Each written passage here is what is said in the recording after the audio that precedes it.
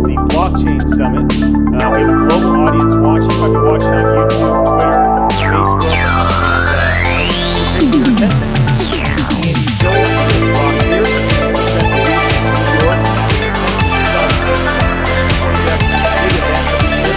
Now we're much more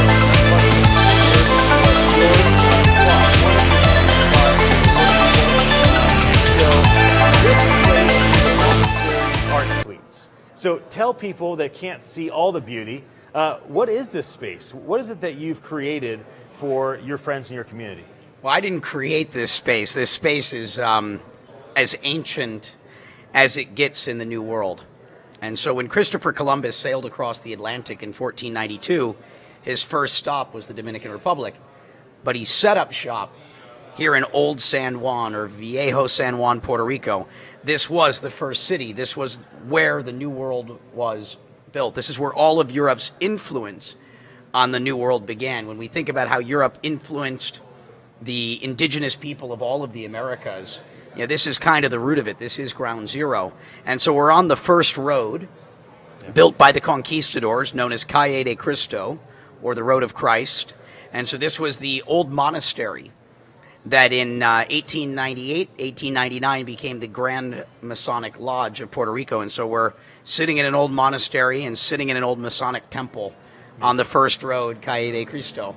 Amazing. And so this property found me, and it kind of forced itself on me as a community hub where we can have these types of gatherings and talk about the past, the present, and ultimately the future that we wish to co-create.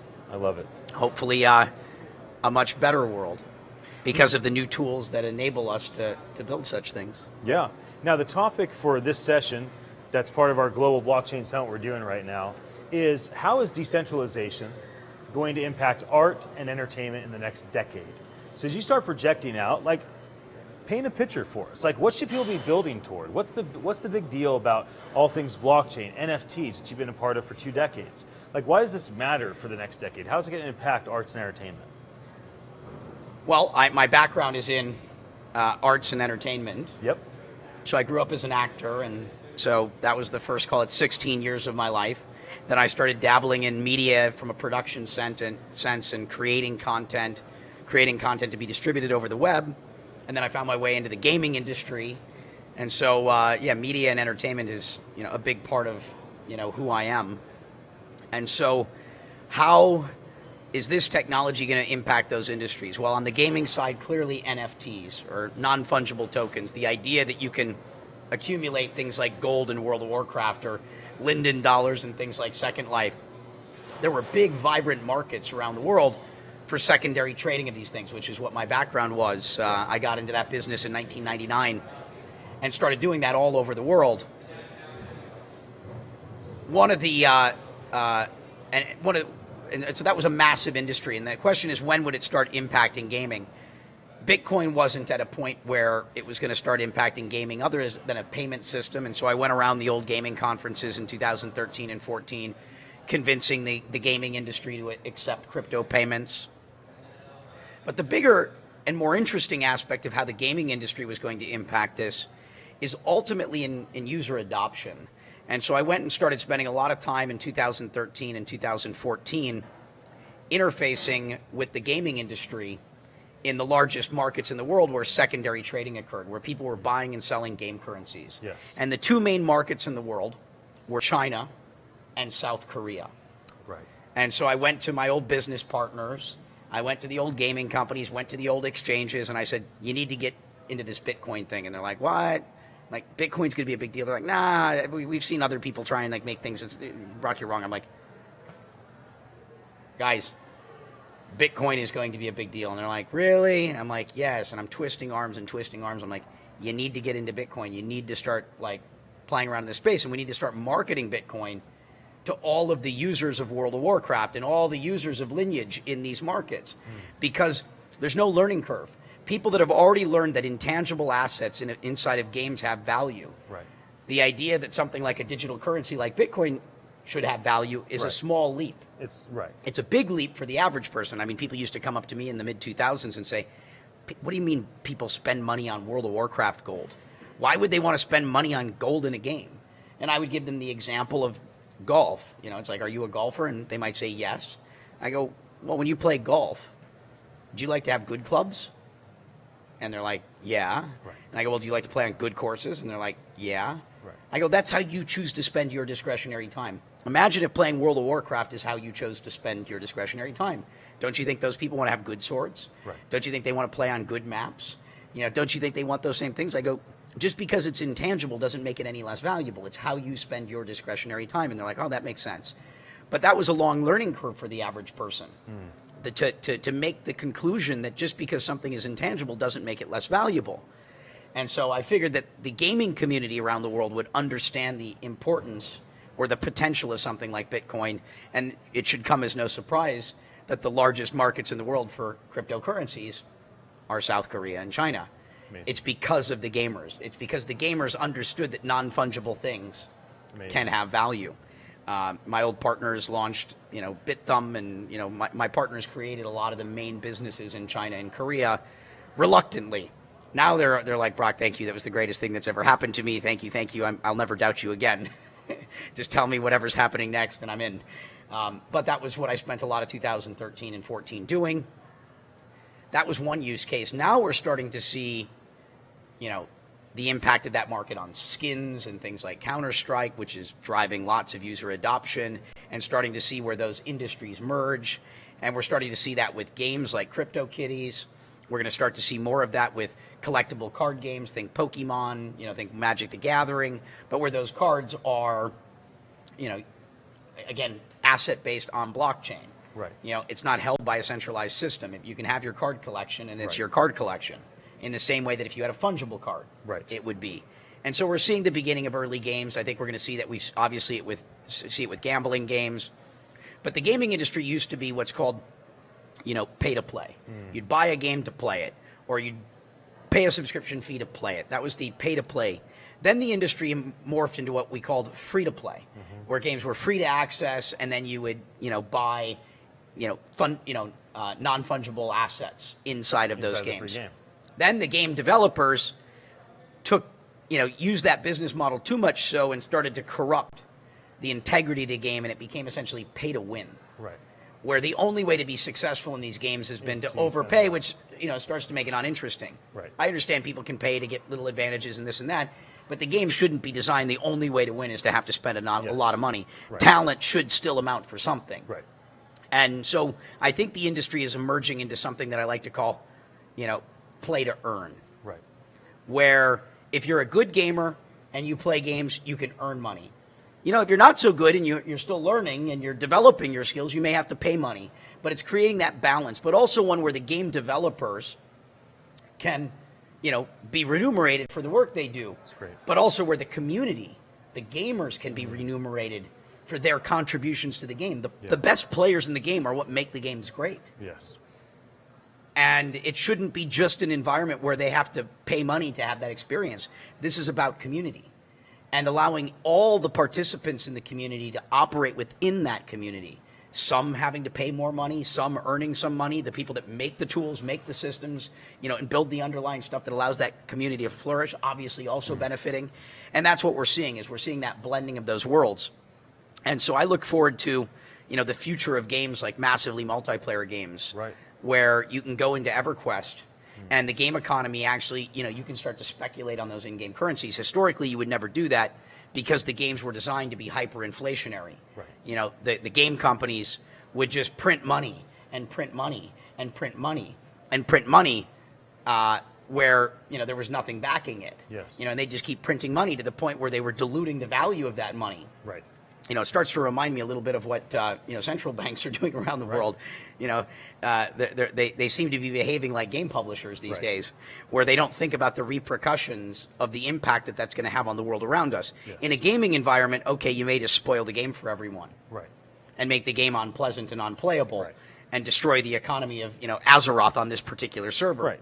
The real analog world, Yes. the repercussions of those decisions are enormous. And people that have played in these game worlds and operated these game worlds are some of the most interesting economists in the world. because they've had the opportunity to experiment with economies in ways that central banks never have. The greatest experimentation, happening has been in that area. So all sorts of interesting stuff. Also on the media side, film and television, an announcement just happened today. You can go look up Proxima. Proxima just announced its fund. The Hong Kong government and people just put $100 million into a $250 million film fund. Wow. Where we are tokenizing the ownership in movies. There was a game in the 90s and the 2000s called the Hollywood Stock Exchange where you could bet on movies. There are millions and millions and millions of fans of films that would love to be able to own a piece of those films and to speculate on the performance of those films. So we think that the film industry is going to be turned into a meritocracy where we, the people, get to decide what content gets created. Not everything has to fit just the studio model, but we're going to see a greater breadth of content where we, the fans, can participate in what gets financed and what gets made, and we can speculate, buy, and sell. And I am so excited about the impact that that's going to have on the movie industry. You can look that up. It literally just hit the news for the first time today. That's Proxima and the ESX, or the Entertainment Stock Exchange, which is the security token market to, where it's for intellectual property around entertainment, movies, television, music, games. And so welcome to a new world of meritocracy around content creation. Let's say I write a book, Decentralization Impacting Art, Entertainment in 2029. I say, write the forward. What do you say in the forward? Well, I mean, what's happening, in short, content creators, artists have historically been they create the culture that makes our world the beautiful place that it is. And value creation and value capture is not fair in the world today. The people that capture most of the value are not the ones creating most of the value. I like to say, take a look at email. Email has created tremendous value for our society, but the creators of email didn't make very much. And I'm sorry, Kim Kardashian, don't take this as an insult. This is meant just to be humorous. I talk about people that have captured lots of value while not creating very much. Right. And so the problem is that the content creators, the artists, the ones that create the culture that make our world a beautiful place are the ones that are they're often not being remunerated for the work that they do. Hopefully these types of systems are going to bring a fairer world, to bring about a balance where artists, we're eliminating a lot of the middlemen and allowing them to truly be the beneficiary of the work product they create. Thank you to all the artists in the world. It's going to be a brighter future where you are not going to struggle so much. That's right. That's what 2029 has in store. That's good. Being an artist will pay. That's good. You can be an artist. You can be a journalist. You can be a truth seeker. You can do these things, and you are not going to be at the bottom of the food chain anymore. That's awesome. With that, we're going to go to a break. I'll be right back to talk about news and media and the impact of decentralization. That was good.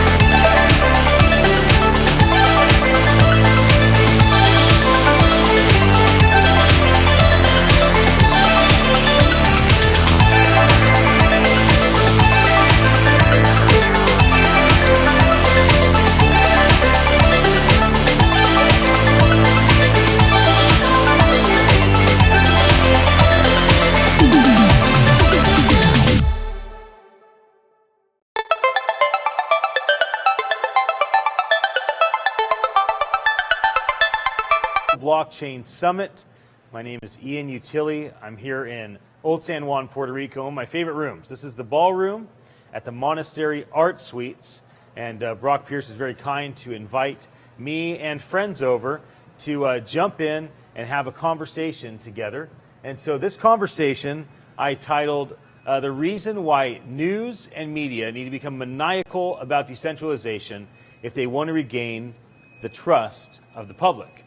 And so just to kind of start off that thought, people just don't trust news anymore. They don't trust media anymore. And you, Kai, you're a media content creator, right? You do media for Brock. You're documenting his life, you're documenting his business, like you are creating content for him. And as an individual person, like you have a lot of flexibility and freedom, and Brock knows he can trust you. But the greater news media, like we've kind of lost trust because it's so centralized and they kind of push down what they want through their information channels. But can you please introduce yourself and tell, you're from California? Yeah. California. So when you first connected, you're like, oh, Santa Cruz, because I'm from Santa Cruz. So tell people a bit about yourself. Like, let people know who you are and what you're passionate about. Yeah, absolutely. Well, number one, thanks for having me. This Yeah. was such an impromptu, and I'm a loss for words, but I'm very grateful. And anytime anybody asks you to, I always kind of just say yes. Good. And so this was sort Good of a yes. move. So thanks for. So my name is Kai Primo. I got into the scene as a content creator in 2017 because I didn't know anything about blockchain and decentralized and whatnot. So I wanted to find out, and I wanted to start asking, some of the people that knew things. And then I realized that I could just throw a camera and also share that with the public. And that's how I began. But I live in California. All of a sudden, I have this passion for creating content, more like guerrilla style, documenting, and I've been making content for the community. Not just there's Blockchain Beach and SenseChat, huge fan of Sense, and but making content, but basically to expose to the world from my perspective as a newbie, so they can relate to that, because a lot of people are in my position that they don't. It's hard to understand the technology, and so and the vision, right? To how do you really see the vision, and to kind of really clarify that vision, you have to hang around with people that can see that vision long term, and so then little by little, you get your aha moments of what this could do, and that's kind of where I'm at. I'm very grateful. This is amazing that these doors keep opening for me. It's unreal. Yeah. It's good. Now, when you look at media, I don't really care what source you like or don't like, the CNNs and the Foxes of the world. When you look at media, do you look at media that's centralized, where people are developing media, developing news to tell stories, to make money, to sell advertising? Do you find yourself that you trust that media? Why do you not trust, or why do you trust these media news outlets? Yeah, that's interesting that you ask. It's funny for me. It's hard for me because I really live this space most of the time where I'm in a state of neutrality. So, people, I can tell when someone's sort of kind of falsifying things and whatnot. But I always go with the heart. I always go with the heart. But when I see it's really mainly YouTubers and citizen journalists and so you kind of, I kind of just put it together. But mainly, honestly, I'll be honest, I don't watch a lot of news. I get my information from one-on-one conversations. I feel I learn better this way. And I forgive me if I'm not answering your question. No. I'm just interested in what you think as a content creator, as a media person. Yeah, so I think that, it's the intention. I don't judge anybody doing whatever it is that they do. But for those of you, if I were to give really, you do your due diligence on the person. That's one thing that you could do, who to trust. I know everybody's doing their best to tell what is, but I don't watch the news, so I don't really. That's an interesting one, but let me just talk about how I do it. Is if the intention, if I'm coming from a space where cool, I'm gonna show this, I'm gonna ask the questions that can really extract truth from people and share that. I think people can kind of people can see through that. Yeah, you can feel. Yeah, like you can feel that. All right, cool. That came from that's kind of their truth. And so I think I work on my craft as being able to extract truth from people by asking in a manner that where they can express it truthfully. Right. Yeah, when you think about news and media, here's the reality of what we're facing today. There's people that have the intention of selling advertising. Yeah. And so they will bring people like you, media creators, on staff. They'll tell them what to create, how to frame it, to tell a story. Usually that's tapping into fear and anxiety because it causes people to want to stay tuned in. And what we're going toward is more and more people like you, more and more YouTubers, more and more people that are decentralized, telling the world, like, this right here. This is about as decentralized of a media news approach as we can have. Same thing what we did at Consensus, right? We're walking around. There's nobody that's hired us. Nobody's paying us. I'm not selling any advertising. And I'm just going and telling people, hey, here's what I'm learning at Consensus. Here's what's happening with decentralization, with cryptocurrency, with blockchain, with NFTs, and all these different spaces. That's what we're doing here today. And we're just providing media. And what we're doing is we're streaming across like almost 100 different social media accounts. Yeah. So it's all decentralized. Like you couldn't get rid of this content if you wanted to. Like no powerful person could go and try to get rid of all the content we're creating today because it's just on too many platforms, shared across too many things. And this is why my encouragement to all the major media companies in the world and media content creators is to be like the most extreme word I could think of was maniacal. To be maniacal, like no matter what it takes, you have to pursue decentralization because you'll never gain the trust of people if what you keep doing is the same thing over and over again. All these media companies will just basically no longer provide the value that people want to have. And so I thought that would just be a fun conversation to have. And so we're going to roll to a commercial, to a break, and then we'll come back and we'll talk more about the future. And so what I'd like to do is do that. But before we do, we're going to have you answer any final question on what I just talked about. Yeah, today. no, you actually taught me about more definition of Great. a centralized media as a noob.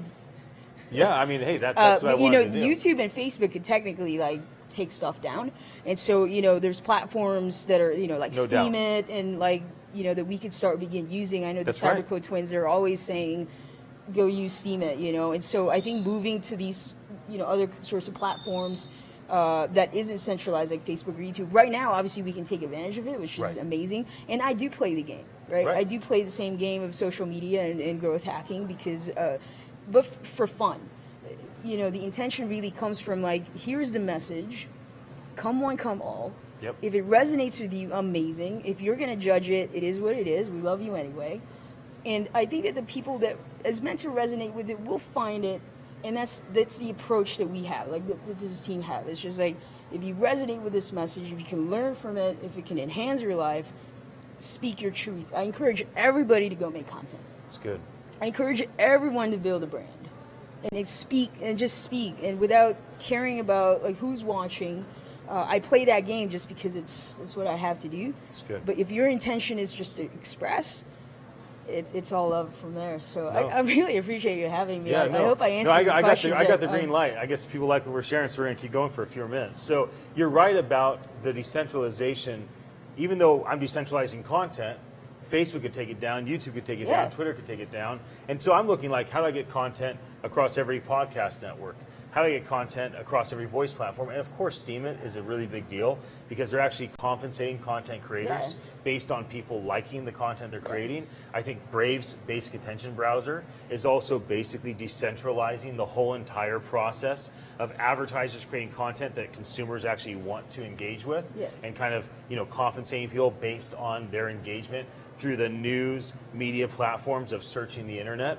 So tell me anything that you've kind of learned about as you look at things like Steemit when you think, gosh, as a content creator, what if I did just post all my content in that one place? Because I've actually thought about that. Like, what if my content was posted just in one place where it was all based on performance? If people liked what I had to share, then I could engage with those people and we could have an exchange of value from one to another.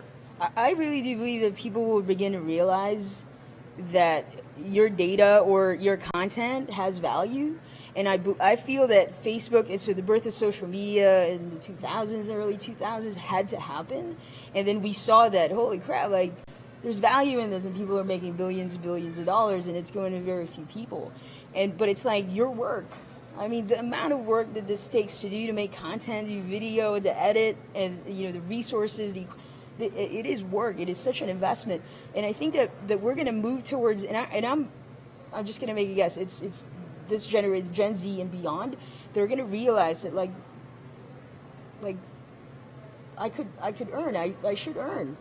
If you share some of that benefit, and platforms are going to be coming like Steemit, maybe something built on EOS, or all platforms, social media platforms are going to be more where you can earn for your work. Right.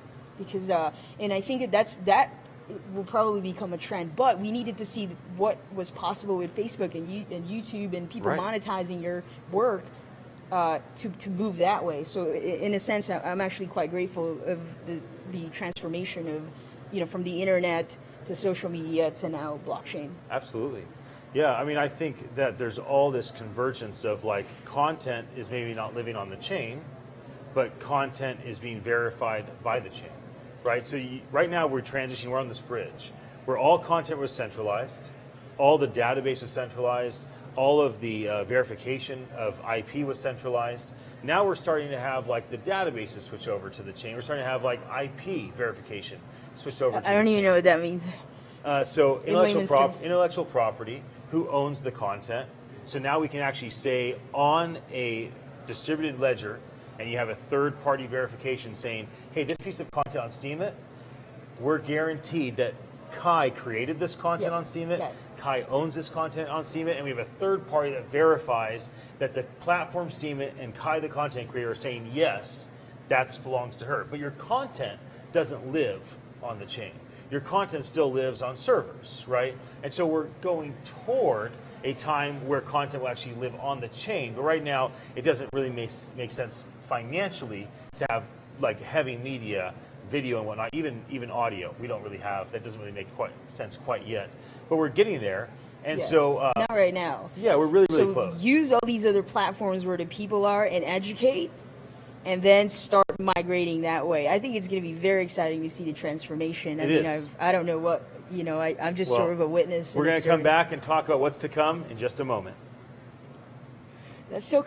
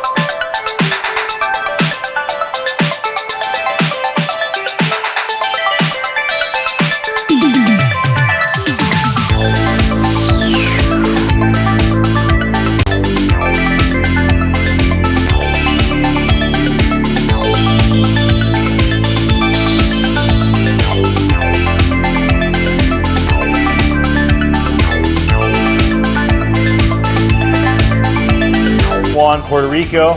It's starting to get dark outside. It's still very warm. We have lights, so we're all lit up. We got silver mannequins behind us and beautiful gold and pink, and it's just a beautiful place. This is called the Monastery Art Suites. It's Brock Pierce's place, and I'm happy to be here. How about yourself? Yeah, as am I. Yes. Please introduce yourself to me, but to them. They're listening, but we're having a conversation. So tell me who you are and what you do and what brought you here to Puerto Rico. Then we'll dive into the topic. Yeah, so my name is Brian Christensen. I'm the founder of Block Cities. We are a property technology company that is creating fractionalized assets on the blockchain.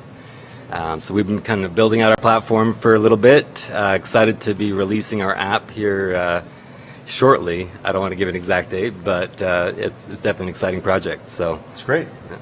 And so one of the things that I wanted to focus on today was the future of blockchain. I've been doing all my stuffs about the future, trying to create a better future with decentralization, with NFTs, with cryptocurrency. I mean, the whole entire distributed ledger tech industry. And for you with Block Cities, what you're doing is you're helping people with investment, right? You're helping people with raising capital in a brand new way. And also investing capital in a brand new way. Is that correct? yeah, so something that makes us a little bit unique though, because there's a lot of different tokenization platforms out there for real estate, and it's a multi-trillion-dollar global industry. So I mean, it's a massive, massive market. We're not trying to take down the whole thing. Really, what we're focused on is creating a vehicle for sustainable assets to come about. So income and resource producing is the concept. The three supported asset classes are real estate, agriculture, and renewable energy. And so the idea is being able to take a physical asset, let's say a solar farm that is producing something that has value, energy, and being able to fractionalize that, split up into a bunch of pieces, and allow people to invest in their own energy infrastructure in this case, to be able to swap out their current energy setup for solar. As far as like you are in these three industries, real estate, agriculture, and energy, right? So let's kind of stick with your industries. Let's talk about news and media and project 10 years out. So think of it. Think about how news and media is going to cover the topic of energy. How might a decentralized world all being verified, so trust is guaranteed, right? How might that affect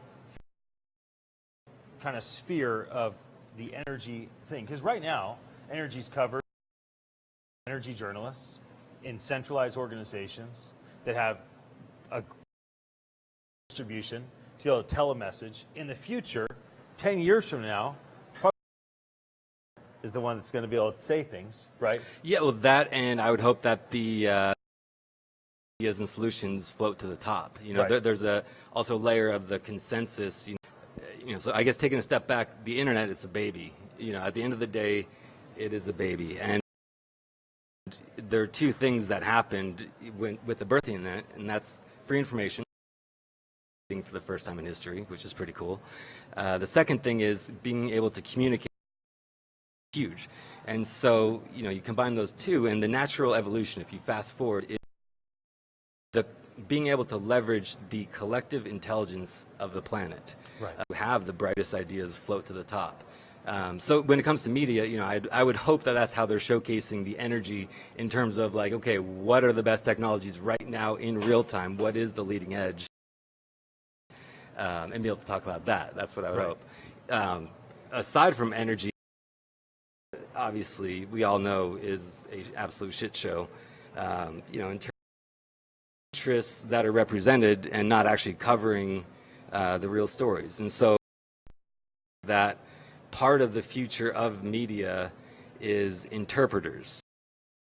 Very complex subjects and then break them down into a very simplified, digestible based off of truth in actual data. So be able to actually provide and spin up that information in such a way that people just get it, as compared to spinning a story and seem like one way or the other. Right. How about for agriculture? Agriculture is covered today by the media. You have like an extreme thing like Monsanto,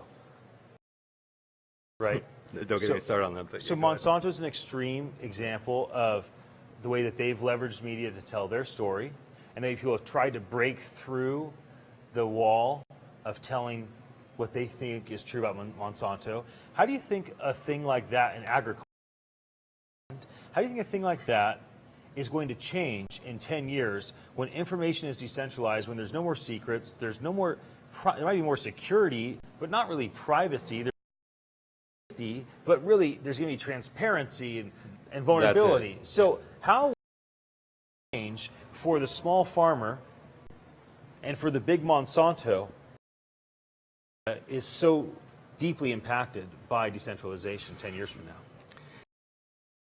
Years, and the world that I would hope that I'm living in is one. There was a surge of information that came out that kind of pulled back the curtains on certain things that were going on, and you know they've been going on for quite a while, and creating quite a bit of static, and it's to it. Then you see that right now there's this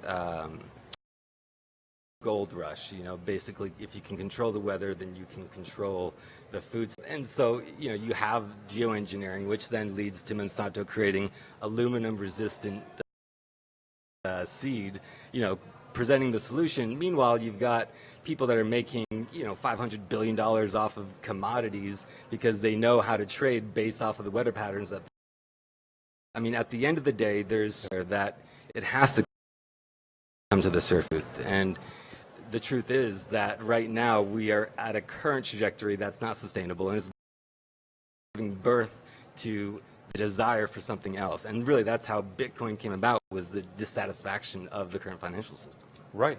Yeah, absolutely. I mean, real estate is another big one, because that's the third industry that Block Cities is, you know, helping with the funding and helping to doing all this, you know, on the chain. And so real estate, like today, real estate's kind of controlled by these that oversee all the biggest brands. And there's the big brokers that have all the agents, and all information is very centralized, not just in a real estate, but also centralized just like in each and every single office. There's not really sharing.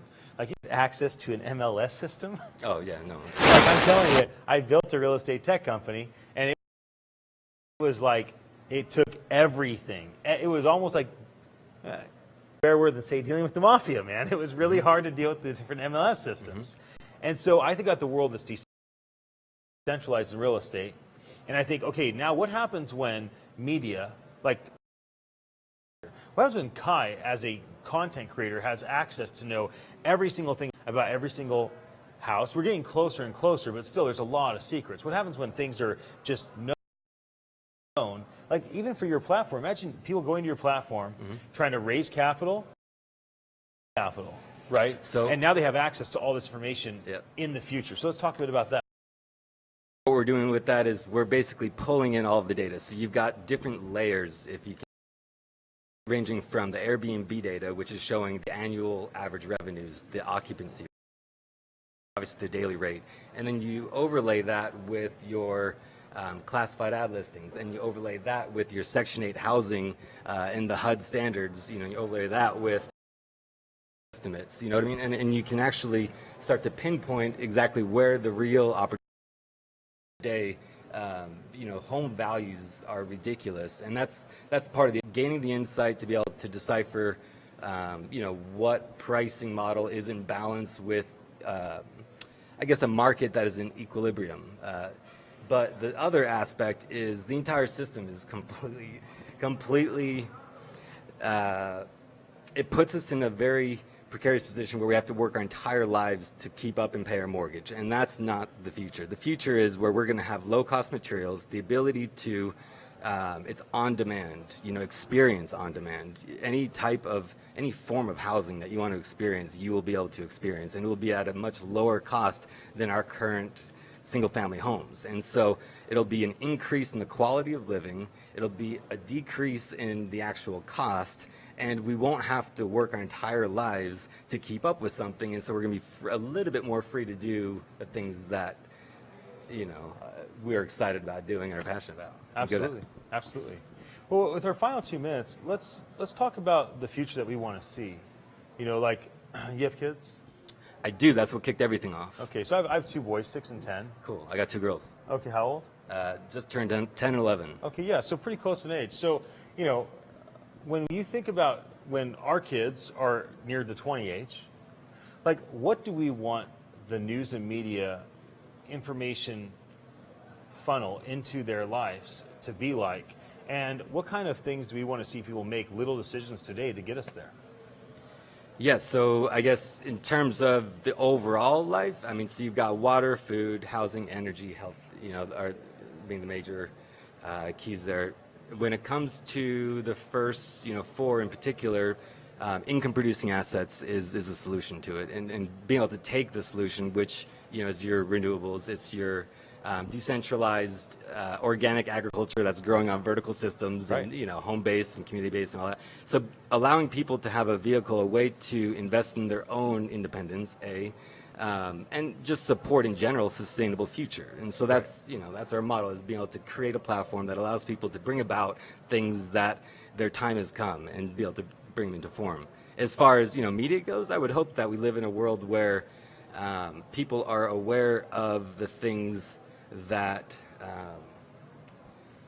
they want to take in, you know what I mean, and very much things that enhance and are useful. I would hope that type of information is coming about a lot more than the bullshit that's going on right now. Right, absolutely. You know, my final conclusion on all this as we get ready to go to a break is that, you know, we're going toward a world where all news, all media is going to be held accountable. That you'll have things like little flashes, like this is not true, like fake news, exaggerated news will all be there for you to tell in 10 years, even when people create content on the fly. So think about living in a world like that and why that matters for you and your family. We'll be right back.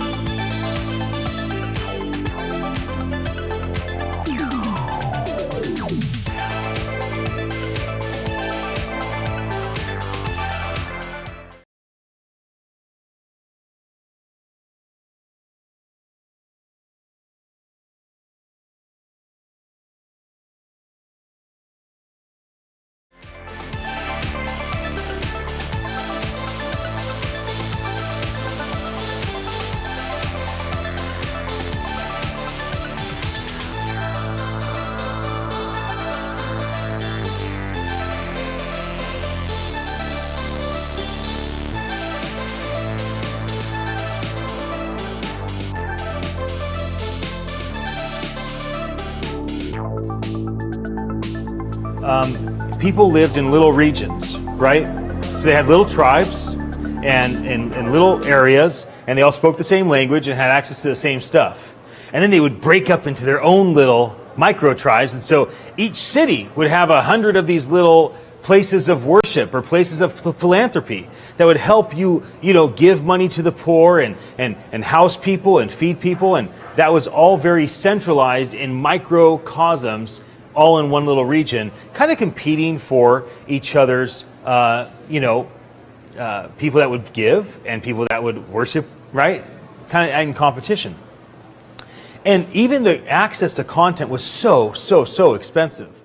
So if you wanted to get a book, it was $15, $25. If you wanted to get your hands on a teaching, it might cost you $15 for a CD or $300 for a DVD collection. Like, just access to information was so expensive just 20, 30 years ago.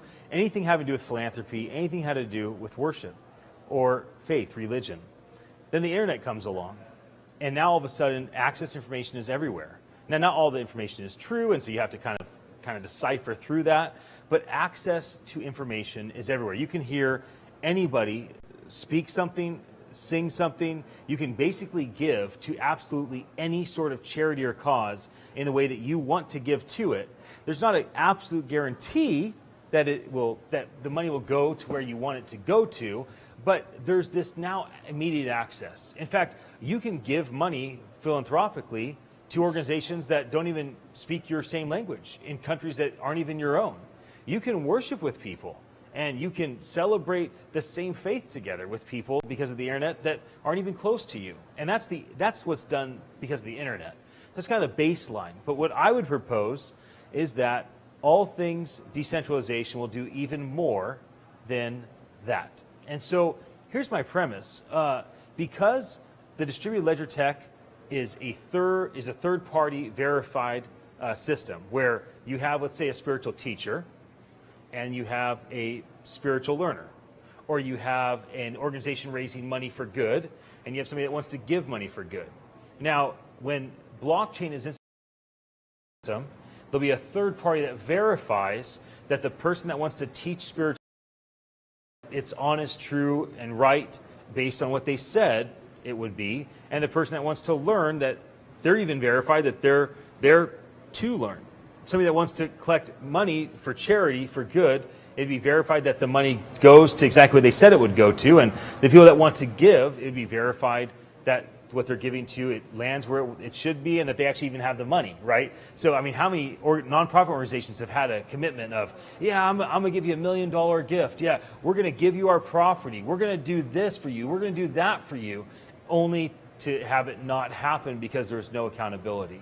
And that's what this tech does. It institutes accountability like never, ever before. And so I think right now this stuff is happening. This isn't even like future stuff. This is happening today. I mean, I know some people right now that are working to get all of the Hindu gods onto the blockchain. And they're working to get all the Buddhist gods onto the blockchain, working to get all the different expressions of the different Christian faith or Muslim faith or Jewish faith or all the different, sects and things out there. Like, how do we get it on the chain so that people can actually engage with philanthropy, engage with worship, engage with religion, if you want to call it that? How do they engage with it in a way that is verified and honest and true? Like, when you give money in the name of this saint, that it really goes to the cause that you want it to go to. You know what the end result is going to be. Or that when you're learning from a spiritual teacher, this woman or man is who they say they are, right? How do you actually know that to be true?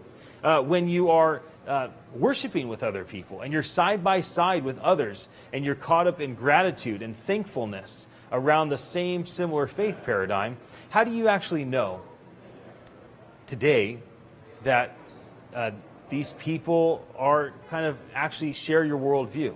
And these things are now being made possible through the blockchain, of course tied to machine learning. And so I just think about this, like, I sure would hate it if the people, like, let's say there's 2 billion people in the world that say they follow Jesus, okay? If the 2 billion people in the world that say they follow Jesus are uncomfortable with technology, if they're uncomfortable with the blockchain, if they look and they be like, they're putting Hindu gods on the blockchain and Buddhist, like they're doing all this stuff, that's not really our playground. My response would be, I sure hope you change your mind and that you participate, because this is what people are going to want. They're going to want a verified way to know that as you teach, what you're teaching is true and honest. That as you set up time for worship and gathering and community, that it is all based off authenticity and truth. That especially as they give to a faith paradigm that you're facilitating, that it is actually going to go to what they intend for it to go to. And so this is really a request for people of faith to say, when you read things like God's on the chain, religion going to the blockchain, like it's not a joke, it's really happening. And I would say that it's happening at a very, very accelerated rate. And I wonder who's going to step up and be the people to actually make it happen. I do a lot of live streaming, and I'm live streaming right now to Facebook, YouTube, Twitter. We've been live streaming to Instagram and almost 100 social media sites all together. And we live streamed all this last week in New York. And live streaming is very vulnerable. When all my mistakes are seen, right? Every time I mess something up, it's not post-produced. It's like right here, right now. Like right now, I don't have a projector. There's no teleprompter for me. I'm just sharing from my heart what I'm thinking about decentralization and all things in the faith paradigm. And but live streaming, I remember 15, 20 years ago, the people that pushed live streaming the most were those that were of a faith paradigm, right? They wanted to be able to share their concerts, share their gatherings, their big stadium events, their big faith church events. And like they were the ones that like built the live streaming infrastructure, right? Like companies like Akamai were like built off of this, and it was the broadcast companies that came afterwards. I wonder if the people of faith, the faith leaders, are going to rise up and do that. And then I wonder, does it even matter? Because you know what? Like Uber replaced taxis, and Airbnb is replacing hotels. And honestly, maybe decentralized people that facilitate philanthropy and facilitate faith teaching and facilitate worship, maybe they should be the ones to dethrone the big mega churches of the world. What do you think? I mean, if you are one of the massive organizations, if Pope Francis, somehow this gets to you, or one of your cardinals or bishops, like what are you thinking about decentralization right now in the Catholic Church? My friends over at all the different organizations that I get the grace of being a part of. Like, what are you thinking about when it comes to decentralization, to vulnerability, authenticity, having things checked and verified, having complete, absolute exposure to where there is not a single secret? And why should there be in a faith paradigm? Like, should there be a secret in a worship environment? Should there be a secret in a philanthropy environment? I mean, people are coming to basically drop all of their walls and to like expose their soul and their spirit and to bond with others that have exposed their soul and spirit, to be caught up into this space of worship of all things. Like, shouldn't that be the most raw, authentic, like, space there is? Or philanthropy, I mean, shouldn't that be the most things that you could ever have shared? Should be that financial environment, right? And so I wonder, like, if the folks that run the big organizations don't make a change and don't decentralize on purpose, I think other people will just do it. And then that'll be it. It'll be dethroned. And you know what? Nobody's going to cry for you. Nobody's going to feel bad for you. Nobody feels bad for the taxis or the hotels or all the other industries that have been decentralized. Nobody's worried about them. They're not. And nobody's going to be worried about you if you are watching this video and don't make a change, or if you watch this video in the future and choose not to do something about it. And I think, it's time to kind of pay attention to the times. People are not interested in your rules. They're not interested in your orthodoxy. They're not interested in standing up and sitting down and saying this and singing that. Like, they aren't interested in being told what to think. They just aren't. Like, they want to think for themselves. They want to believe for themselves. They want to love for themselves, to give for themselves and for what matters to them. And so again, like this whole entire topic right? God's on the chain more than clickbait, because worship and philanthropy will be more impacted and is being more impacted by decentralization than the internet itself. Like, this is not 10 years out. I'm going to talk about 10 years out after we get back from the next break, but this is not 10 years out. This is here and this is now. This is right now. People are shifting entire portions of faith paradigm over to the blockchain. I wonder if you're a leader, are you? Are you even mindful? Have you even had this conversation with yourself in the mirror yet? Has your board meeting even talked about what's happening with technology yet? Or are you just like whistling away and just enjoying how good things are because you built a really good machine that just brings the money in and brings the people in to teach, and you're just rolling with it, man. You're just a machine. Just like every other industry that's been dethroned. Like, I'm telling you what, I promise you, there's no special, unique grace for a big faith organization. It can be dethroned and decentralized as well. And if you don't compete with yourself and decentralize your organization for philanthropy and worship, somebody else will, and all the wisdom and all the knowledge and all the experience and all the care and all the structure and infrastructure that you've put together to help people, it won't really matter anymore, because somebody else will be leading the charge. I'll be right back to talk about the future on this topic.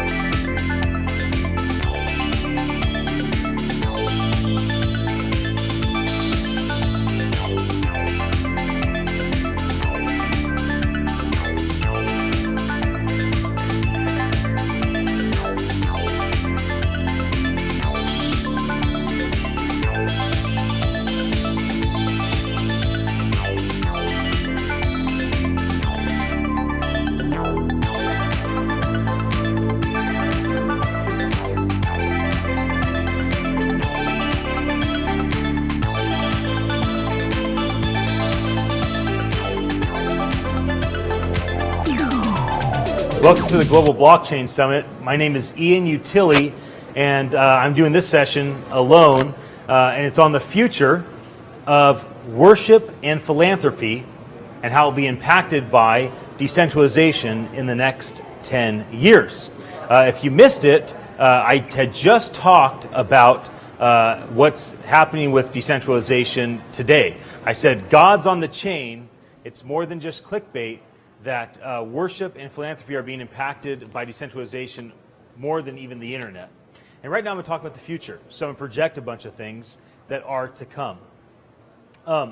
I think that philanthropy is going to be drastically increased because of decentralization. I think that there's some roadblocks to giving to what you want to give to today. And there's also some concern if the money actually goes to where it should go. And there's also just a brutal issue with actual follow-up and information flow back to the giver. So in the future, when somebody wants to give to a cause, to a person, like a GoFundMe, or to a disaster, or whatever it may be, you know, the synagogue, the temple that they want to build, the city they want to build, the family they want to feed or house, in the future, it will be immediate. Imagine you want to, and you don't go through a broker or several brokers. You want to give. You want the tax write-off, if that's still a thing that we do, which is a little bit of a strange element to giving, because giving should be sacrificial. It should be cheerful, in my opinion. But in the future, when you give, it'll be done. Like you want to give money, it's done. And then there'll be a feedback loop on that giving. So when you give, there's already a feedback loop baked in that says when you give, this is what you gave to, and this is how you'll be followed up with, and then you'll have the information flow that will cause you as a human being to get all the dopamine, serotonin, endorphin receptors firing off, and all of a sudden giving got gamified. Philanthropy became more fun than an iPad game or a movie or other things. And so I think philanthropy is going to explode in the next decade because of blockchain and because of cryptocurrency and because of all the different applications of decentralization and the distributed ledger technologies. Worship, I think, is also going to be drastically shifted. Today, if I want to worship with a community, I can invite them over. I can go to a place at a certain time, call it a Sunday morning, to go worship with a group of people. And Christians are not the only ones. I think the Jewish faith meets on Saturday nights. I think that Buddhists traditionally meet on Sunday mornings, from my Buddhist friends, what they tell me. So it's kind of like all over the place, but there's a lot of gatherings on the weekends. Makes sense, right? And so I could go gather and we scatter, or I could bring people together for a moment and then we disperse. But what happens if I want to worship and I want to have a certain worshipful experience of expressing gratitude and thankfulness and contentment to my Creator? Like, how easy will it be in 10 years to be caught up in that exact moment with the music or the atmosphere or the teaching that I specifically want to prepare my heart for worship? I think because everything will be kind of spun in this smart contract and it'll be run by machine learning, it'll probably be voice activated, I think we're going to have access to pretty much anything we want at any time for us individually. And maybe more importantly, like the thought of being able to worship with other people from other tribes that speak other languages is fascinating to me. Like right now, Google has hearables that when you speak, the person can hear you in their language. When they speak, you can hear them in your language. Imagine a world in 10 years where when you want to gather, you just are in your Tesla, it's driving you, and you just decide, I want to just like join people that believe what I believe, and I just want to express gratitude, thankfulness, and contentment, and I just want to like be caught up in this. I want on earth as in heaven, right here, right now. But I want to share it with people all around the world. I think decentralization is going to automate that process and allow people from all different types of tribes to do that with one another.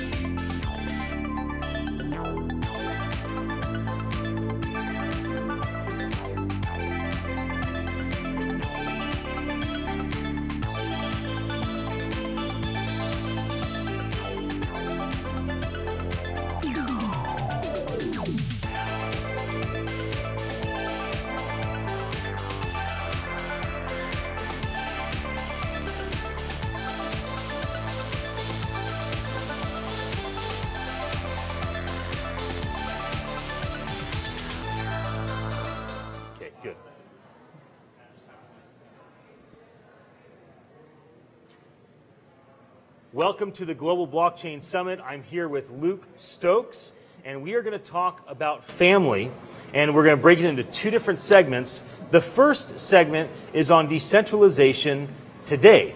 And so, Luke, can you we're going to have a conversation here. They get to watch. Congratulations, and thank you for your attention. So introduce yourself to me and tell me about what you do, and then we'll kind of dive into family, smart contracts, and all things currency, and all the stuff about how families need to be thinking about blockchain.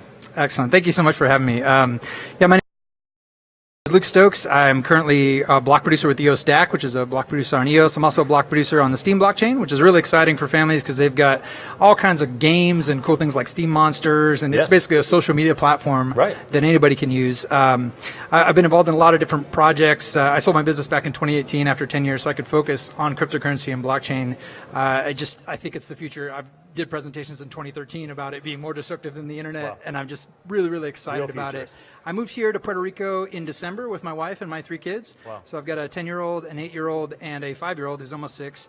And they live and breathe blockchain. So when you mentioned talking about families, I got excited about it because my son he bought some smart cash early on when I was talking about it I was blogging about it on Steam and stuff, and it was less than a penny. And I did a little Steam post about it saying, hey, my son, he's got his cute little face handing me his dollar bills that he worked hard for to get some crypto, And actually even before that, I should back up a little bit. We did this thing, Games by Devin, where we made games on Scratch. And he was just sitting in my lap as a 5-year-old, and we would build games, and I put up a QR code, and he got $50 in Bitcoin. Wow. And he got a little pocket knife, and he was all excited about it. He spent the Bitcoin for real money. Fast forward, he had $5 left. Fast forward another 4 years, it's $50 again. Wow. So he goes and he buys some more smart cash, and the community hears about this, and people donate smart cash. Then smart cash goes almost to like $1, and he sells about 1,000 of it. His dad wasn't as smart, but he did, and he bought himself a laptop. Wow. So he plays Fortnite and all these games on a laptop he got from cryptocurrency. So it's just, I look at it and I think it's the future. He probably understands it most, better than some journalists. And I'm excited about that. I think, like we're going to get into, there's a lot of aspects of where I think this technology is super important for families. And I think families are going to be a big part of the space because it kind of started out as kind of young hacker, single people, and now they're getting older and now they're having families. I think we're going to see a lot of families getting involved at the conferences, at the local level, at the regional level. It's going to be a lot of fun. I like that topic. This whole topic is decentralization of families, so we have a little flexibility, and it's about today, so we don't want to get all projected in the future. We'll get there in a moment. I have 2 boys, 6 and 10 years old, and so my boys, we love playing games together. I'm thinking about, how do I gear them more toward decentralized games, something that has more legacy involved, something that, we kind of own, whatever that means, quasi-decentralized games. And I think about how to include them. I have my boys at almost all of my events. If they're back where I live in Santa Cruz County in the Bay Area, San Francisco, they're with me. I bring them on stage. I include them in things.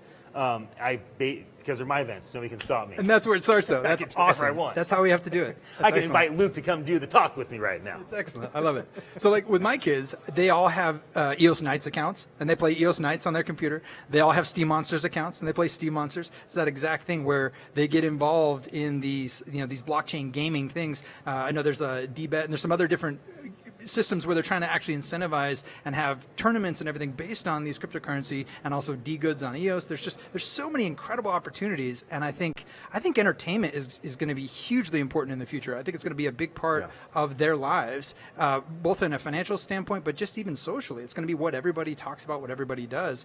And a lot of people are like, well, we got to be careful how much screen time we give our kids and, all that kind of stuff. And it's important. But at the same time, I think, if they're not prepared now for the stimulus of virtual reality and augmented reality, if they don't prepare themselves now for this, if we don't lead them in that, they're going to be done for. I mean, we adults can barely handle Netflix, let alone all the stimulus coming their way. So I think it's important definitely to, as families, as parents, to train our kids what these new technologies are about, how they can benefit from them, why they're important, and also to that concept of ownership, and even more important, what is value? What is money?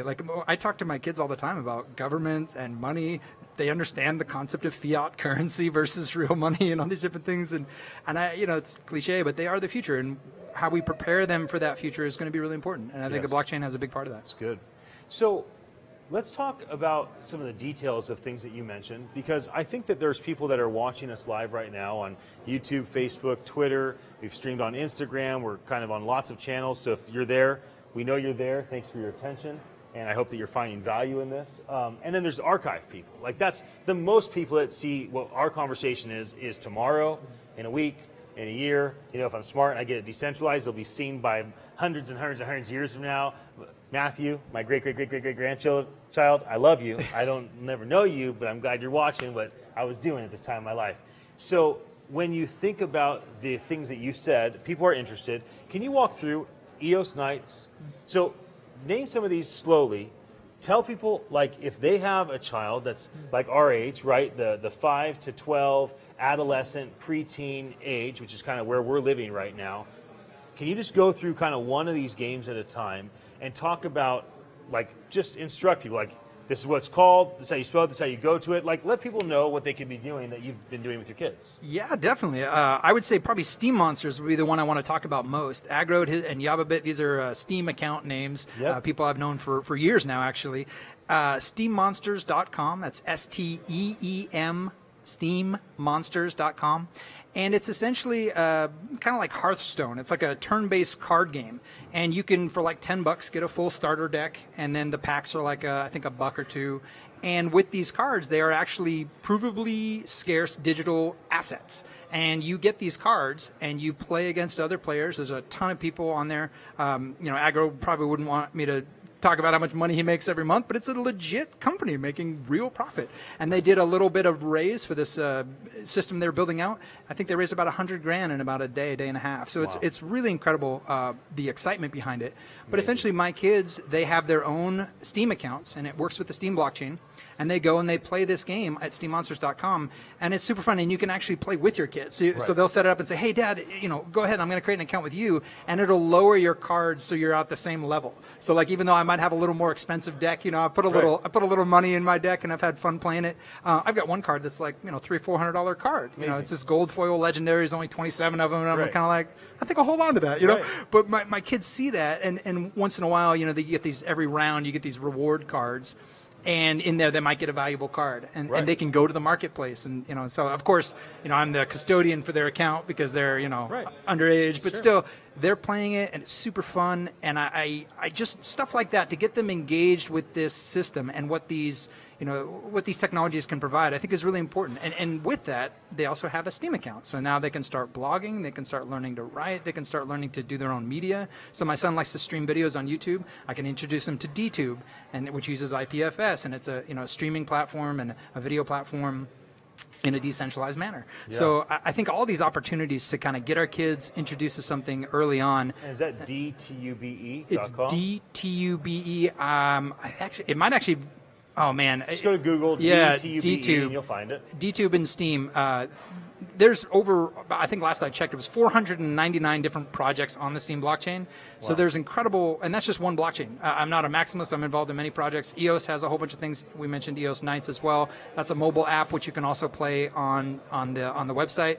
And it's been fun too because I'm actually teaching my kids about economics through that. Because the assets in that game were kind of centrally controlled as far as they had a floor to the price. So they started to see the sync mechanism wasn't as great in that economic system, so the value of the items started to go down. Right. And it was just such a great conversation with my 10-year-old about global economic things via this game and the blockchain. Yeah. And now, as far as is Steemit part of the Steam network? Because there's a lot of I've had people ask me. That's a great question. Steemit to me is one of my favorite applications that's modern today, like the Brave Basic Attention browser, the Basic Attention token. Like, I'm all in on that kind of model. So talking about, like, are you and your kids engaged with Steemit for content consumption? Absolutely, yeah. Okay. So I'm actually number 2 witness right now on Steam, the Steam blockchain. Steemit.com and Steemit Incorporated is the company that kind of built and launched the Steam blockchain. Okay. But there are many, many different interfaces to the Steam blockchain, and Steemit.com is just one of them. That's part of the confusion. Exactly. You were like, okay, Steemit, is this the same? Is it? So if you Google Steam is not Steemit, and Luke Stokes, you'll come up with a post I did a while back, probably I don't know, a couple years ago, and I explain all that. I walk it through that Steemit and Steam are really important separate entities, because you can go to busy.org, you can go to steampeak.com, you can go to, you can use Partico, all these different interfaces to the Steem blockchain. And there's been a little, challenge with the Steemit company, and there was a big news item where they had to fire a bunch of people, but actually just a few days ago they just talked about how they're doing really well now financially. They got back on their feet. But there's just that confusion where if Steemit doesn't do well, they think the Steem blockchain isn't doing well, the Steem currency, but they're completely separate. One is run by the community, decentralized, and one is a normal, centralized, for-profit company. Sure. And so making those distinctions is important, but it is a fantastic place to consume content, create content, get paid for your content. It's really cool. So for the last minute and a half, let's talk on the topic of cryptocurrency protecting families' wealth and basically decentralized insurance protecting families' legacy. Like, give me an idea on insuring families through decentralized means, smart contracts, cryptocurrency, ensuring that you can maintain, hold on to wealth and exchange wealth from parent to child. Let's talk about that for the last minute. Yeah, I think one of the most important things with cryptocurrency is recognizing the ability of multi-signature transactions, multi-signature permissions. So it's important that if I own a cryptocurrency, that my immediate my wife, my kids, they have access to that private key, or we have a multi-signature permission set on that private key. So if I am no longer here, that my kids would have access to those funds and be able to use them. Also, too, you hear these stories all the time where, they're in a war-torn country, they're trying to leave and they can't, and their little kids are like having gold coins sewn into their jackets. But if you own a private key, you can just walk across the border. So I think it's really important for wealth preservation and also for insurance, of course. Wow. As far as if you're not around there, you need to have someone protect that for the future. It's so powerful. You hear about these stories of refugees leaving Syria, and they were the princes and princesses. They were the dukes of their region. Like, these people were very important, very wealthy, very powerful. They're probably highly educated. And to go from that place to a refugee is tough, but to have no way to protect yourself makes it even harder. We'll be right back in 3 minutes to talk about the future of families and decentralization.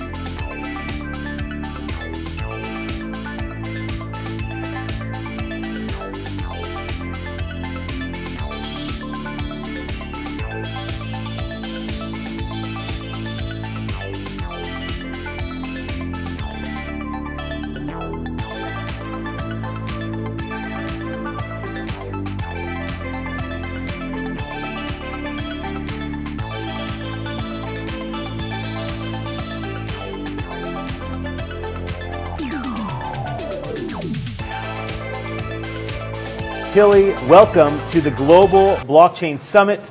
I am here in Old San Juan, Puerto Rico. I sure love it here. It's a little warm for a man as well insulated as myself.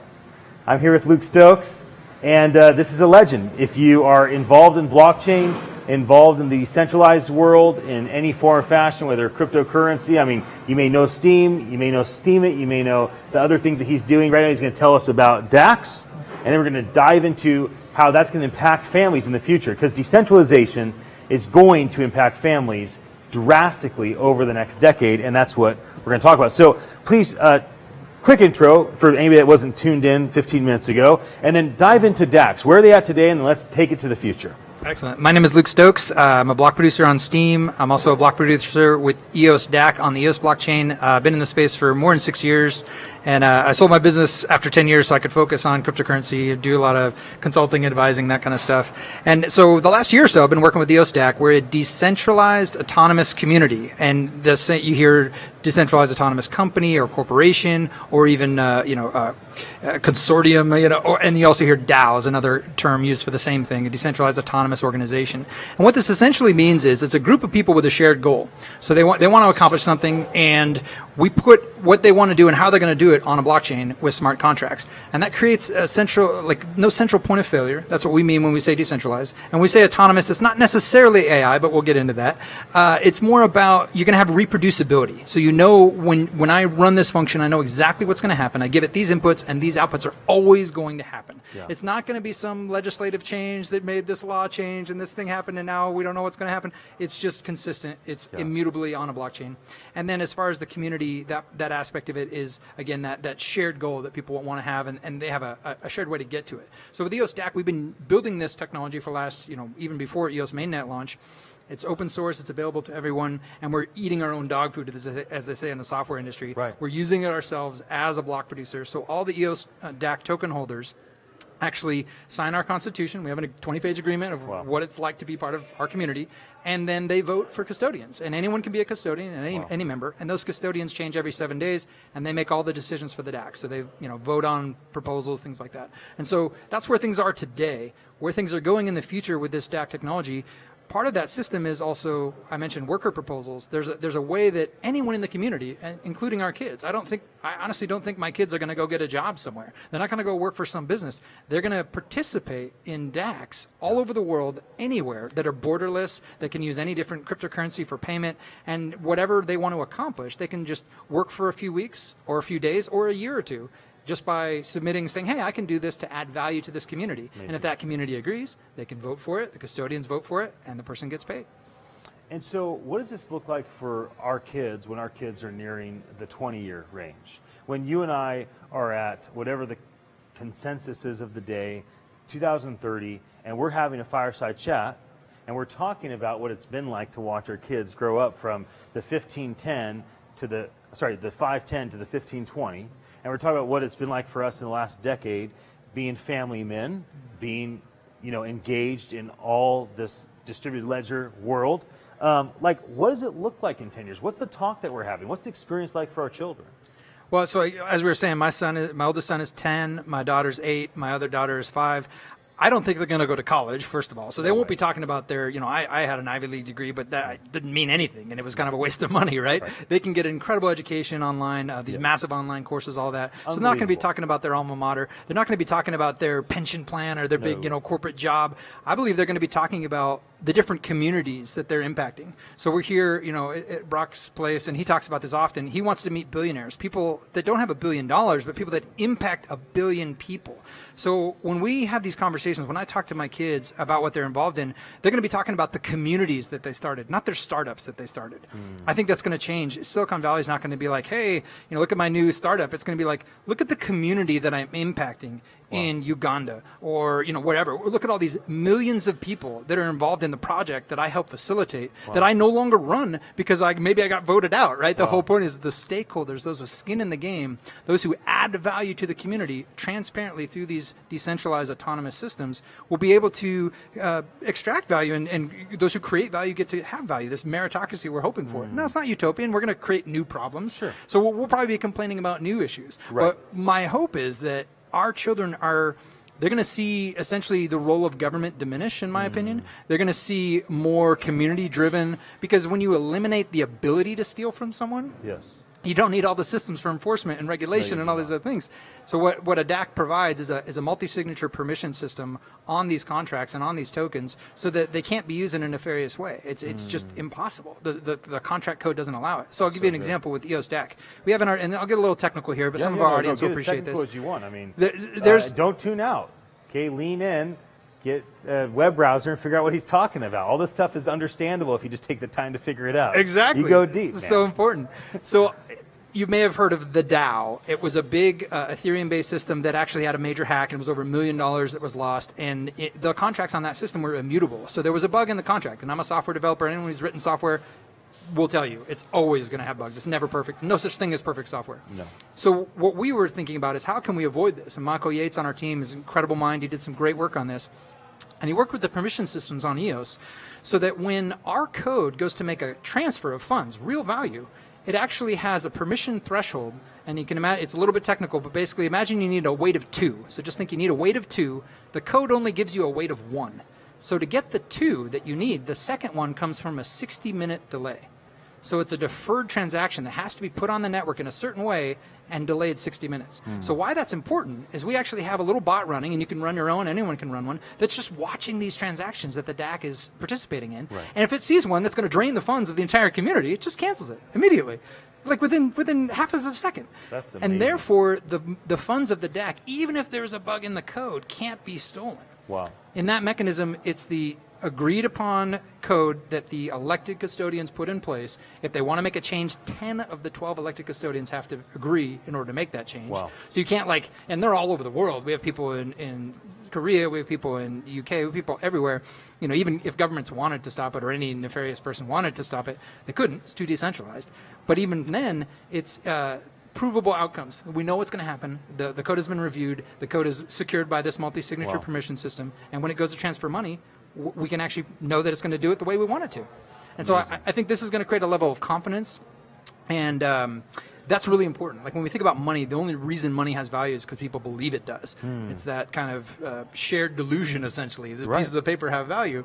So in the economies of the future, the economies that I think my kids are going to be participating in, they're going to create their own currency, just like the Federal Reserve does, and just like governments do. And they're going to come together as a community to believe that what they've created has value. And the way they're going to back that story is through these multi-signature permissions, is through these DACs, is through elected custodians that they trust and believe in. Yeah. This week I got to see Ron Paul. He wrote the book End the Fed. I personally voted for him in 2008, 2012. I'm a big fan of the Dark Horse, and I'm a libertarian. I was like a Ralph Nader guy before I could vote. I'm like, I like this guy. This guy's cool. And so, this year it kind of feels like, last time was Bernie Sanders. This year kind of feels like it's going to be Andrew Wang is kind of be the dark horse. I also got to spend time with him this week, very briefly, obviously. And these guys are trying to talk about these types of issues, like ending the Fed, less government. Now, I wouldn't say Andrew Wang is less government. He's actually pretty aggressive on more government in certain capacities, but he's definitely bringing a new message, right? What is the new message for the presidential candidate, and what's going to really chime into the ears of fathers and mothers that are responsible for families in 2030? Like when you project out the politicians that are running, and I guess I know it's a little like silly because it's so far out there. I guess it would have to be 2028, 2032, to be honest with you. So 2028, the Olympics are in Los Angeles. So the Olympics are in Los Angeles, and these men and women are running for president of the United States, and we're in a world that's 10 years advanced because of things like DACs. The people have their own micro communities. They figured out how to basically trade value for currency. All the different problems that happen with software are dealt with in a millisecond. Like that world is in place. Is there a federal government? I hope not. I was going to say, my hope is that Is role somebody running itself, for president of the United States then? I would say that role itself becomes irrelevant. That's the Okay. hope. That's essentially what I'm teaching my Okay. kids. If they believe in a central authority, in my perspective, my opinion, that's a little bit tribalistic. It's a little bit archaic. It's kind of what got us here. I'm not knocking it. I mean, there's a great experiment, but I think we can do better. And I think that a central point of failure, power corrupts. Absolute power corrupts, absolutely. These positions, even the founding, even back in the 1700s, founders of this nation knew that was a problem. These executive branches and judicial branches, they shouldn't have as much power as they do. Decentralizing the voting systems and having it in a way that, again, the stakeholders, those who have skin in the game, can actually make decisions about how their money is used. Super important. And I think that's where we're getting a breakdown. We see the same thing in healthcare. We see the same thing in government. Whenever people are spending someone else's money, you don't get price discovery. You don't get, you get a lot of problems. You get a lot of corruption. And I think our kids are smart enough to see that. And they're saying, you know what, this game is stupid. It doesn't work right. We need to fix it. We need to do something better. And the millennials and stuff, they get a lot of flack for their opinions on stuff. But I also think sometimes they're like, I'm just too smart to play this stupid game. You guys have been, you spend 40, 50 years getting a career and you retire and you're just miserable. Why would I do that? So I think, again, maybe not 10 years, maybe more 20, 30 years. But I think our kids are going to basically be like, we don't need that politician. We have a smart contract. For parents in 10 years, do you think that they're going to desire a mayor, a governor, a smaller visionary leader that gathers people together? And we want to be mindful of the time. The time clock is the time clock. So maybe this is kind of the last thing for you to share as we look toward the future. What type of governors that would govern us will families desire in a decentralized world?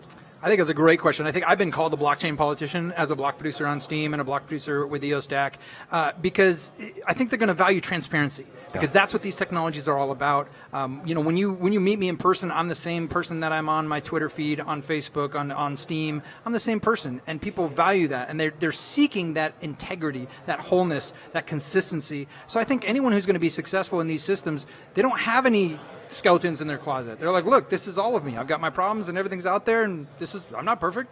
But I think people will say, yeah, that's the person I want to lead us, because I'm down with leadership. I'm not down with rulers. That's good. I want good leadership, but not rulers. That's good. That's good. We'll be back in a moment to talk about business and how decentralization is radically impacting it today and in the near future.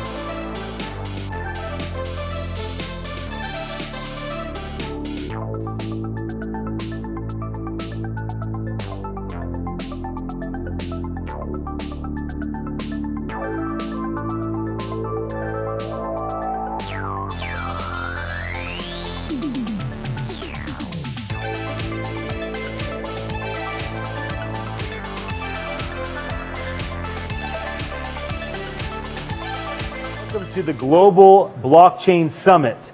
My name is Ian Utilli. I'm here with my friend Michelangelo.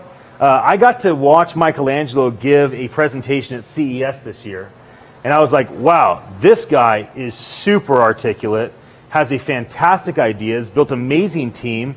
Then Brock Pierce came up to me and he's like, you got to come to Puerto Rico. There's people like Michelangelo there. I'm like, yeah, that guy is legit, man. I mean, if you have Puerto Rican people and people that are going to Puerto Rico that are building companies like that, I definitely want to be involved in that ecosystem. So thank you for being an attractor to me here. I got to hear your updated pitch today, which I thought was wonderful. Got to give you some feedback on that. But we're going to talk about decentralization in business. But first, please introduce yourself, and we can just talk here, and they can watch. So welcome to our conversation. Thank you for your attention, but we're going to have our own little thing going right here. So I know you already some, but just tell me, us, who you are, who you represent, what you do. For sure. So my name's Michelangelo Anglero. I'm from San Juan, Puerto Rico. I'm a technologist. I started in this industry because I built one of the first nonprofit organizations to focus on Web 3.0. So everything from IoT to decentralized technologies, big data. Again, I'm a technologist. I believe in Web 3.0. You know, in the future of the internet. I have two companies at the moment. One is building kind of an operating system and wearable technology that uses the fundamentals of encryption, right? So it makes devices self-aware and secure, because it's a key exchange whenever it communicates with anything at a cyber-physical level. The other one, I do predictive modeling and basically indicators and technical analysis for the crypto market. Yes. Just think about if Robinhood had a baby with TradingView and everything was automated, whereas like super customizable for day traders, people that like the whole customizable experience of TradingView, but also the simplicity of the user experience of Robinhood. Yes. And so as far as what you're working on, it has to do with obviously all things decentralization. As Definitely. a technologist, you also are partnered with other CTO level guys and you have gals that are part of your team and your ecosystem that you work together. You know, lots of young people kind of in your world, right, that are local, which I think is super important, is that people like Brock Pierce and myself can come here and not come and tell you and your friends that are from here what you guys should be doing, but find out like, hey, what do you want to do? Like, how can we bring financing to it? How can we bring advice to it? How can we help connect you to our network, right? That's a lot of what we want to do, is to come and bring value to this amazing place that's so great, not just to visit, but to build things in. Now, the topic that people are seeing on the bottom of their screen, right here, probably my hand has disappeared because it's right down here, and I'm going to read it because I want to get it right as we shift toward this topic. Sure. The untold secret: why 81% of centralized Fortune 100 companies are investing in decentralized technology. So why is 81 out of 100 Fortune 100 companies investing in decentralized tech when they're a centralized company? And that's kind of our premise of our conversation. So why don't you jump in and give your thoughts on why that is? What is the untold secret? So for starters, you have to understand why emerging technologies are a thing, right? So new markets don't just appear, they don't emerge, right? They're created because of a necessity. Yeah. Right? It comes down to a necessity, right? And I feel that decentralized is needed. Right now, data breaches are rampant. Hundreds of billions of dollars are lost each year in identity-related fraud. And these companies are understanding that blockchain technology, as its core application, is the security layer. So that's why I see most of these companies actually investing in this technology, less on the cryptocurrency side and more on the blockchain as a fundamental security layer. Absolutely. Security layer, supply chain management. I did about 100 interviews this week at Consensus in New York City. I would have to say that the interview I learned the most, that I felt like the person was just like so sharp, so articulate, was on fire. I just was like, I'm going to ask this dude questions until he basically says, I'm done, bro, stop. And that was Nolan, the director of research for CoinDesk, right? And so he was talking about the Fortune 100. And what he was saying that made so much sense to me, and the way he articulated it was so good. So if you're watching this live, it was yesterday on my Twitter, YouTube, Facebook channel. That date was May 16th, 15th. May's 15th. Go look, May 15th, 2019, the conversation with me and Nolan. And what he talked about was this. These Fortune 100 companies that are centralized, they never imagined they'd have to be able to keep secure data on their customers, not just their names, but their dogs, their, the street they grew up on, the first car they ever owned, their mother's maiden names. I mean, we're talking about very, very private data. They never intended to get in part of cryptography. And now they basically have been forced into this multi-million, in some cases, billion-dollar units of business that they're now responsible for. And he's like, hey, Fortune 100, stop doing that. There's infrastructure for you right now. 81% of you already get it. You're working supply chain management. You're working security. You're figuring out how the third-party verification system is good for your business. And offload that to this community, right? So let's dive in a little bit on that security layer and how you see the largest centralized organizations making this shift. For starters, no one wants to be the next Facebook, right? No one wants to be the next big data breach. Fuck that. No one wants to do that. That's why these companies are turning their backs and being like, okay, this is a problem. What's the solution? Then you have, I would say, one of the Fortune 500 companies. We can name a few. JP Morgan entered the other day. Microsoft, AWS, Amazon, IBM. I would say IBM started everything. Right. I would say IBM is one of the biggest companies in the industry pushing the private sector forward. Yes. Because the private sector, till recently, did not believe in this technology. Right. Because most of the use cases were around, and I say cryptocurrencies, right? It had this weird facade that people thought it was a scam, it wasn't useful, it wasn't scalable, right? But then you have a big company like IBM, right? Which I think IBM was like, we missed out on the personal computer, we're not going to miss out on the next new emerging technology. It's not going to happen. That's my theory. And they've been, gathering more and more enterprises telling them, you don't want to be the next Facebook, That's right? Let's onboard you to this amazing technology. And it comes back to what I was telling you about, telecommunications, right? How we move data back and forth has always been tied to encryption. Yes. Back in the old days with the telegraph and the one pad, the German Enigma, which is the automation of the one-time pad.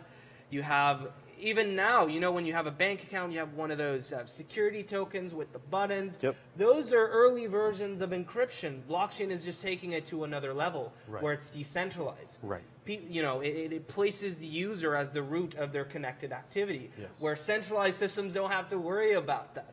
And that's what corporations are finally figuring out. Yeah. Hey, I don't have to worry about that. Right. So that's what I feel in terms of the encryption and why it's important to them now.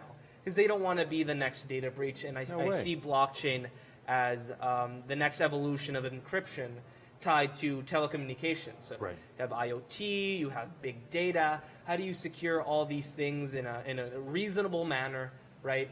Where we take this weight off of ourselves and give it back to the user, right? Which at the same time, with great power comes great responsibility, right? If you're in this industry, let's say you get hacked, that's another thing that happens. If an exchange, a DEX, for example, gets hacked, it's your fault, man. Right. No one's going to give you insurance. No one's going to pay you back. Those are pros and cons that blockchain still has to face, amongst other things like scalability and so on. But I feel that's the tipping point for them. I feel like that's a good lead, and we only have a couple minutes left, so I want to keep this portion short. But talk about the software that you've built at your company. For sure. Because like you're a young person that's really working hard to solve this problem you're talking about. So just give like the 60-second overview of like, hey, this is the problem that we're solving. This is the software that we've built. Of course, there's other elements like the hardware element, but that's even harder to explain verbally. So just talk a bit about the software and tell people what the name of your company is. It's like, where can Keyband Incorporated. Keyband Incorporated. Where can they watch that awesome video? Keyband.io. Okay, so go to keyband.io to find out more about Michelangelo's company. But give me like the high-level 60-second info on your, Sure. your Simple, software. clean, and simple. So by 2025, there's going to be around 75 billion Yes. IoT connected devices. Your home, your car, your bank account, your medical records, all your data, right? So if you want to protect something that is digitally secured, you need a key, right? Yeah. So private key management, which is the fundamentals of encryption, right? It is what blockchain is using right now if you want to sign a transaction or a smart contract. Yeah. There's a pair, a private key and a public key. They're going to, that technology itself, that core, is going to change the way people take ownership of everything in the known world. So what we did is we built an operating system, built an assembly. Yes. This is machine language, ones and zeros, because we wanted to eliminate the latency when you communicate to other devices. Let's say your front door or a POS system, a point of sale system, right? Right. And we added those fundamentals when every time you communicate with anything, it does a key exchange. So it uses the fundamentals of private key management to interact with the world around you. So everything is a secure channel, no matter what. And the ownership, again, falls to the user, not the corporation. It's good. So It's really good.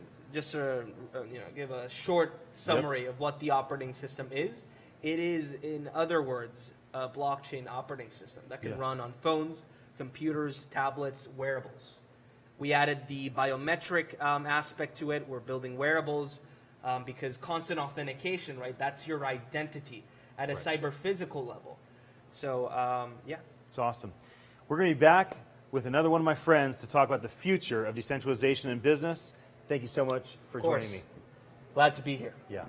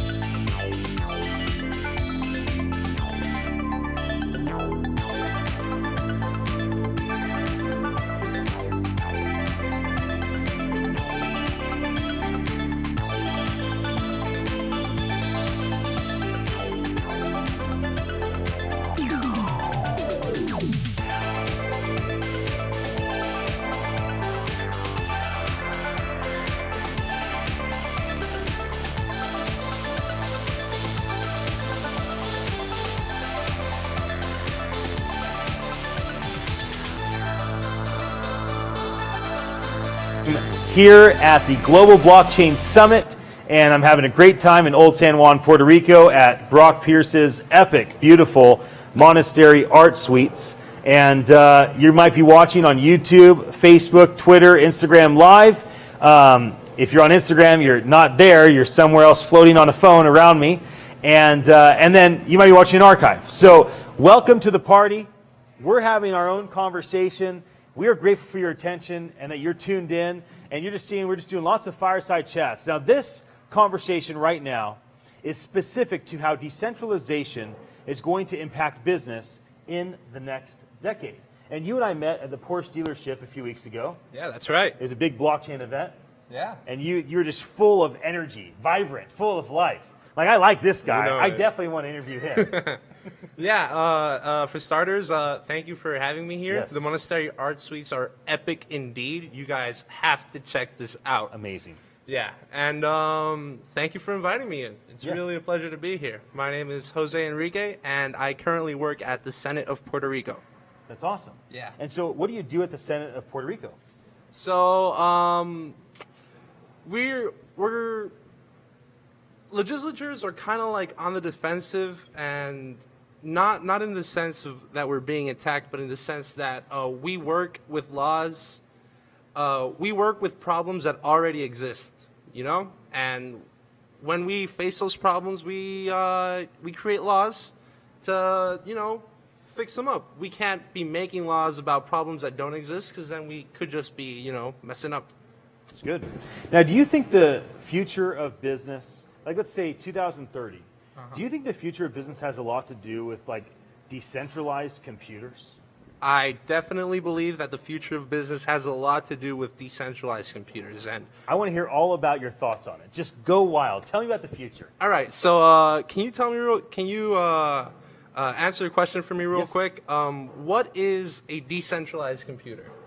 For me, a decentralized computer would also be autonomous in a sense, and it would be a computer that's not being run manually by a person, but it's a computer that maybe doesn't have a soul, but it has the ability to communicate with itself and with other computers, ideally accountable to smart contracts for accountability, probably integrated with humans through voice. So to me, decentralized computers is basically the future of machine learning that's held accountable by blockchain and smart contracts and engaged with humans with voice technology. That's what I think of it. Okay, well, to me, a decentralized computer is it's like a network of computers that run on code. They're taught to work together with code, and then they offer this like service of being a computer that is distributed amongst a bunch of users. Like, for example, the Ethereum blockchain is a decentralized computer, and the application that they run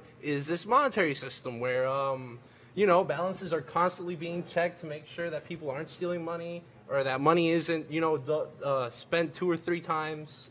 So decentralized computers, when you think about the concept of decentralization, you think about something independent and independent of government, independent of individual characters. You know, they operate like with a certain sense of sovereignty. And I am a political science major, so I mean sovereignty in the literal sense. People cannot just show up to the door of a decentralized computer and shut it down, you know? So how do I think decentralized computers are going to be incorporated into our economies? Well, decentralized computers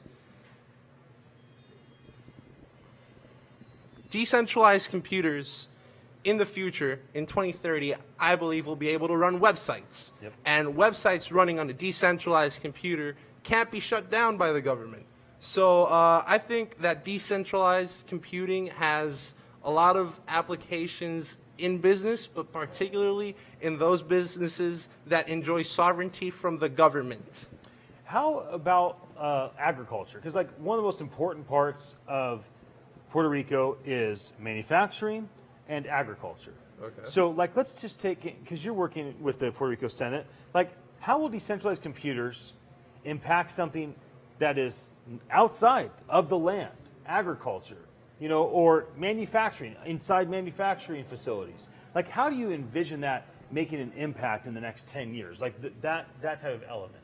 So decentralized computers, their one key niche is actually being sovereign. Like if you're not looking for that sovereignty, that might not be the piece that fits your puzzle, you know? So, however, how can blockchain impact agriculture? Well, we've seen distributed ledgers, right? And we know that blockchains are very good at creating these unique identities and, you know, keeping a registry of what these unique identities do, like how much money they transfer here and there. So how do I see blockchain and, you know, just distributed ledgers being used in agriculture? Would pretty much be in the form of smart grids, smart grid farming, where you just kind of have, that might be the entirely incorrect term, but we have these computers observing crop day in, day out, and then we give each crop a unique identity. We track the nutrients levels on the floor. We track how much sunlight they're getting. We track if they have any disease. You know, we awesome. document everything. We give it this unique identifier, and then we'll have information about this, you know, this plant that we grew in that smart grid. We'll know everything we need to know about it, and we'll be able to identify it at the moment. And that's never, ever been built. Hasn't been built now. Right. But, you know, the possibilities are endless when we have access to that information. And how about for other small businesses? How about a small business having the advantage of this network of decentralized computers basically helping automate and run their businesses? Like there's an ice cream store downstairs. Like that place has like a line of 100 people every time I ever see it, right? Yeah. Or Brock has 9 suites and a penthouse. So as we say, there's 10 rooms in this monastery art suites. It's a small business. Like, how will these decentralized computers just help the everyday man and woman, the billion or so people out there that have some sort of freelance business or small business? How do you envision that happening in 10 years in the business sector? So all businesses are in some way or another touched by digital services. In the United States, you know, the third world is a different subject. But, you know, we keep our documents. If you're a lawyer, you probably use like some type of cloud service, you know, to keep your documents in check. If you're an accountant, you probably use QuickBooks, and that connects online. And I think that decentralized computing is going to make services like, you know, cloud computing very, very reasonably priced. They're going to work with the pricing because you're no longer going to have, you know, different people maintaining these giant server farms. Servers are kind of going to, servers, which a server can be a decentralized computer, are going to be, you know, cheaper. They're going to be cheaper to use. They're going to be more efficient, and it's really just that. They're just going to be a lot cheaper because you're not paying a lot of money. That's right. Absolutely. How about for now, who do you like engage with at the Puerto Rico Senate outside of the Senate? Like, do you engage with people in certain business sectors more than others? Yeah, so I'm kind of a cryptocurrency enthusiast. I study crypto assets. So I'm typically involved in events regarding cryptocurrencies and digital assets. Okay. But outside of cryptocurrency and, you know, No, but we can stay with that. So let me shift this question. Okay. As far as the future of decentralization in business, 2030 is kind of where we're living right now. Yeah. How will finance be affected? Okay. So before I answer that question, I want to bring this up real quick. Decentralized computing is affecting businesses now. Vermont actually has. If you open up the registry of corporations of Vermont, that might not be the correct term, but you can look it up. The internet will correct me. You can Google it. You can Google it. So you can find that they actually have a type of corporation, you know, called blockchain-based corporation that you can actually register as. Now, I call that organization or that corporation a decentralized organization or a decentralized corporation. They decided to use blockchain-based in the term, but that's subject to debate. Sure. So that's just the type of way that decentralized computers are affecting us now. In 10 years, they might affect us in finance, you know, because we're going to have so many businesses engaged in the digital economy that we're going to have to keep track of all the transactions that occur in the world. So, and these transactions, if cryptocurrencies are being used, are stored at decentralized computers. So in the future, the government's going to be able to track all the transactions you do Yep. on decentralized computers, and that's going to be great for econometrics. Yeah. Can you talk a bit about the youth, like the folks that are in college or graduating college, right? The millennials that are beginning to have a lot of authority in all of Puerto Rico, right? Like you and your friends, you aren't the future, you're the present. Can you talk a bit about your peers, your friends, and how you see all of you engaging in business over the course of the next 10 years? Because it'd be way different than how, like, I'm an elder millennial, right? I'm 38 years old. I'm like, I just barely made it into the millennial thing. Obviously, all the Gen Xers, right? And we engage with tech way differently. We're going to engage with blockchain tech way differently. What do you think about you and your friends that you grew up with, that you went to school with? What's going to be different about your experience in business the next 10 years because of decentralization? So, really, technology is just affecting all our lives incredibly. And I see that in the future, Puerto Ricans are going to be heavily involved in the programming industries, computer science. There's already a giant interest sparked at the university level here on the island, and even between elder people here. So I really think this is going to be a Hispanic hub for programmers. And business is going to be different in the future because we're going to be in a service-based economy here on the island, which is awesome. It's great. With that, we'll be right back to talk about education and how it is being impacted by decentralization. I'll see you in just a moment.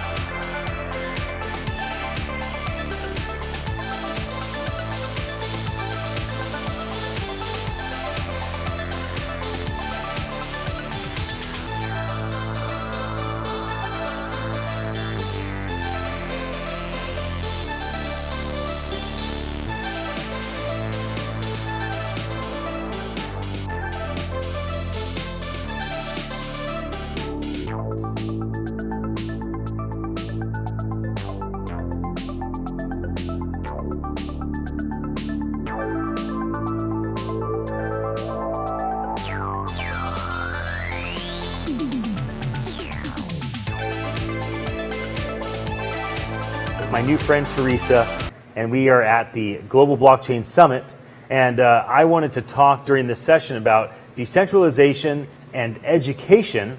But when I found out about Teresa's background in the medical and health field, and specifically what you're doing here with medical cannabis, I'm like, why don't you come in? Because probably one of the greatest things that's been suppressed by education, decentralized education, is not letting people know about all the health benefits of cannabis. I mean, for almost 100 years now, society has not had the chance to even have hemp for simple things like energy and clothing, let alone having CBD for the health benefits or even THC for the health benefits. So I'm like, you know what? We're going to talk education. You're here and available. Like, this is a great fit. So can you please introduce yourself and what you do, and then we'll kind of have a conversation about what you do and how it ties in to some of the things that I wanted to weave into our conversation. Sure. So my name is Teresita Santiago Lebron. I develop software. My company's name is El Morro Technologies. One of the product lines that we work on is for the cannabis industry. Product is called Cannabis Systems. Okay. And I have a background in IT, healthcare IT. Okay. So about 3 years ago in Puerto Rico, they started with the cannabis program, medical cannabis Making program. it legal for medical For the medical patients, yes. Okay. And one of the things I did observe about the industry was they're very focused on e-commerce, get the license, go to the dispensary, and this is good for you. So I figured very quickly that nobody was focused on the doctors' portals, patients' portals. Nobody was recording the information of this is the condition when the patient started, and after the treatment, this is how it improved. And for example, if you don't quantify that, it's a little bit difficult for you to say, well, yes, this works. Right. So in here we have a lot of challenges, including culture. I think we're wasting an opportunity because we don't have a next door state. We're surrounded by water. Right. So the conditions of doing research, especially with the population and, many of the about 47,000 patients that we have are elders, have, Medicare, have Medicaid. And these are the perfect scenarios if you want to gather information and you want to tell the world this is working, and we're doing it. So this is how I decided to come in and hopefully make a positive contribution to the industry and adding a healthcare flavor. Now, there's 47,000 patients. Most are elderly.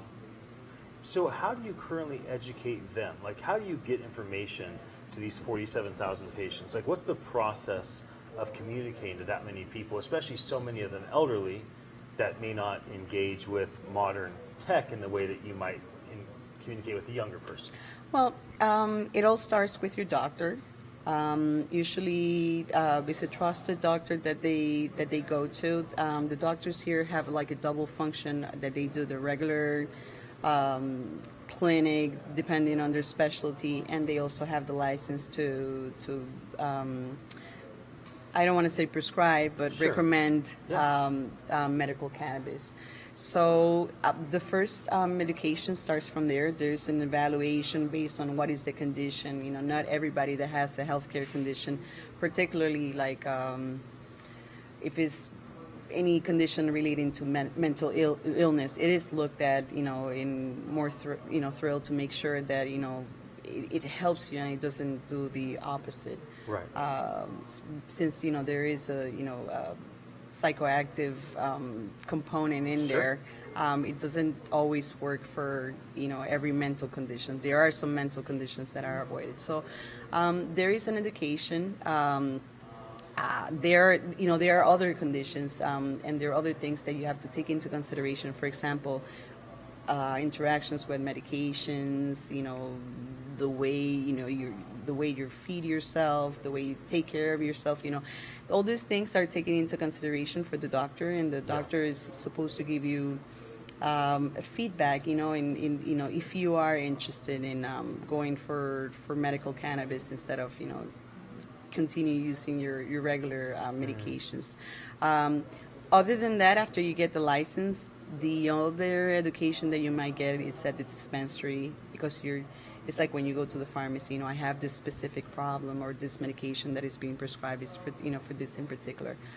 But I have to say that other than that, it's really difficult for them to get education, usually because when the patient sees somebody closer to education, it's because they want to get the prescription, they want to renew their license, or they want to get their medications. At the Chamber of Commerce, and I'm also a member of the Chamber of Commerce. In July, I started my term as the president of the Medical Cannabis Committee. Okay. And I'm already in the committee. I just begin my term as the president. But one of the things that we have been doing is creating activities, conventions, conversatories, forums, where we mainly invite cannabis industry business, but we also get a lot of patients that want to hear the information and want to hear how this works. So although our main focus, at the Chamber of Commerce is more focused on the business, Sure. we do get a lot of patients. So that does tells me that there is a need to educate people. So we Yeah. are, in our term, that is from July 2019 all the way to June 2020. Yeah. We do plan to provide space for patients where they can, stop by and hear from different people in the industry what is going on, hear the education part, and just try to be more present for the patients. And so, how have you seen the shift with things becoming more decentralized, right? Distributed ledger technology, the third-party verification, all things blockchain, even potential for cryptocurrency payments, allowing people that are involved in the cannabis industry to be able to do things more legally. Like, how are you seeing that play a part? And then, as a leader, how are you getting educated on all of this, and how are you educating others on what's happening in this new industry? That's a great question. So I think there's a lot of information online, as you said. There's some specific educations that, for example, here in Puerto Rico, the biggest authority that should provide this information is the health department. Right. So anybody else that does it, there is another, besides educating, there's another reason, maybe because they prescribe or they sell the cannabis. One of the ways that I keep myself up to date with the trends is I travel a lot in a year to conventions. For example, there's a World Cannabis Expo that happens in New York coming up in the 28th. Yeah. I'll be there. It's particularly for business, not patients. You get from each one of the areas within the cannabis industry, you get a lot of education for labs, for cultivation. So since I'm developing and building software, I try to attend and take some of my associates, and we take as many courses, as many workshops as we can. That's 3 days straight for every time we attend to the event. Wow. And although we don't work directly with the flower, we are working with software that eventually people within the industry will use. So we get all that information and we ensure that we apply it to the software, and that the software is compliant and is ahead of what is happening in the industry and what is particularly happening in Puerto Rico. And this is how we stay up to date. We talk a lot with people from the industry to learn what are the challenges with the software, and they translate a lot to process from where the programs are located. And what's available today because of blockchain technology that wasn't available to this industry even 5 years ago? For the cannabis systems? Yeah, for the cannabis systems. Yeah, I mean specifically because that's kind of your world, right? Well, in Puerto Rico, there's nothing that's being currently used for blockchain in terms of the Amazing. cannabis industry. There's two directions that can go. For example, one of the things that can happen with the cannabis industry and the software is the transactions. That they can be, stored or secured through the blockchain. Another thing that could also happen and should happen is the cryptocurrencies. And that always happens, hopefully, over the blockchain because it's not a regular coin. Right. I think later this year, There will be providers, exchange providers, blockchains, related business that will be walking in that direction and will be releasing their, IPOs, and we'll try to provide provide a solution for a problem that we currently have on the island. Besides the education, use the blockchain on behalf of the transactions, because we are an island with a medical cannabis program that is cash only, and that is dangerous in every way that you could think of, and that's bad. So I think that would be the first step towards, including blockchain in the cannabis industry and educating business owners in terms of, besides cash and credit, this is available. And there are many coins and many cryptocurrencies that are available right now, but I think you have to make it more local, I guess, for it to be adopted. Otherwise, they don't see the need. So I know there's a lot of efforts here in Puerto Rico from different areas, try to cover that. But it's also, you could have the software and you could have the technology, but the end user needs to believe in the technology, needs to be a little bit, or get a little bit more educated. So this, what we're doing can work or mean something for the industry. Yeah. Well, I'm glad that you jumped in. I had intended to talk about education, decentralization around it, but I wanted to make sure I made space for you and I to have a conversation, because I think the whole medical cannabis industry here in Puerto Rico is important. I think centralized education that keeps people from getting access to the knowledge they need to make good decisions on this is also a really important thing. I will be back in just a moment to talk about the future of education and decentralization.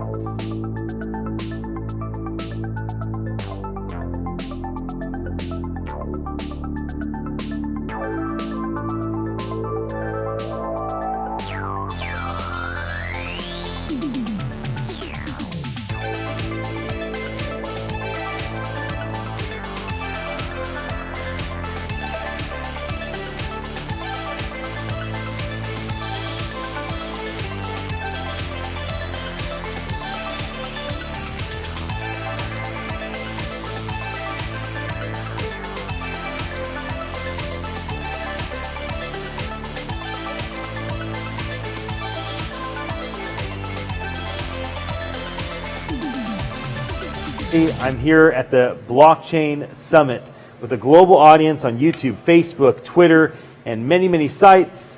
Thank you for your attention. We're so glad that you joined us. If you don't know, go to futurecastswag.live. It's on the banner below. If not now, at some point, we're giving away like 100 crypto kitties, which are unique one-off NFTs. That's part of the Blockchain Mania. We're giving away AirPods. You want to win some AirPods? Just go to futurecastswag.live and have fun. You know, I often feel like education is constantly trying to promote, like, just come here, give us 4 or 6 years of your life and $250,000. Just come here. It's like the constant promotions. I want to start with that to remind you that maybe education won't be so hard promoted. Maybe in the near future, in the next 10 years, with decentralization, people will find the education they want, when they want, learn the way that's best for them. And this is my friend Jose. If you tuned in a few weeks ago when I was here in Puerto Rico, I had a great interview with you. It lasted like an hour. It was epic. It was like a fantastic interview at the end. An hour and a half, I know, pretty much. I go, you know, hey, give the passionate, you know, tell everybody that's left Puerto Rico to come back and participate in the community again.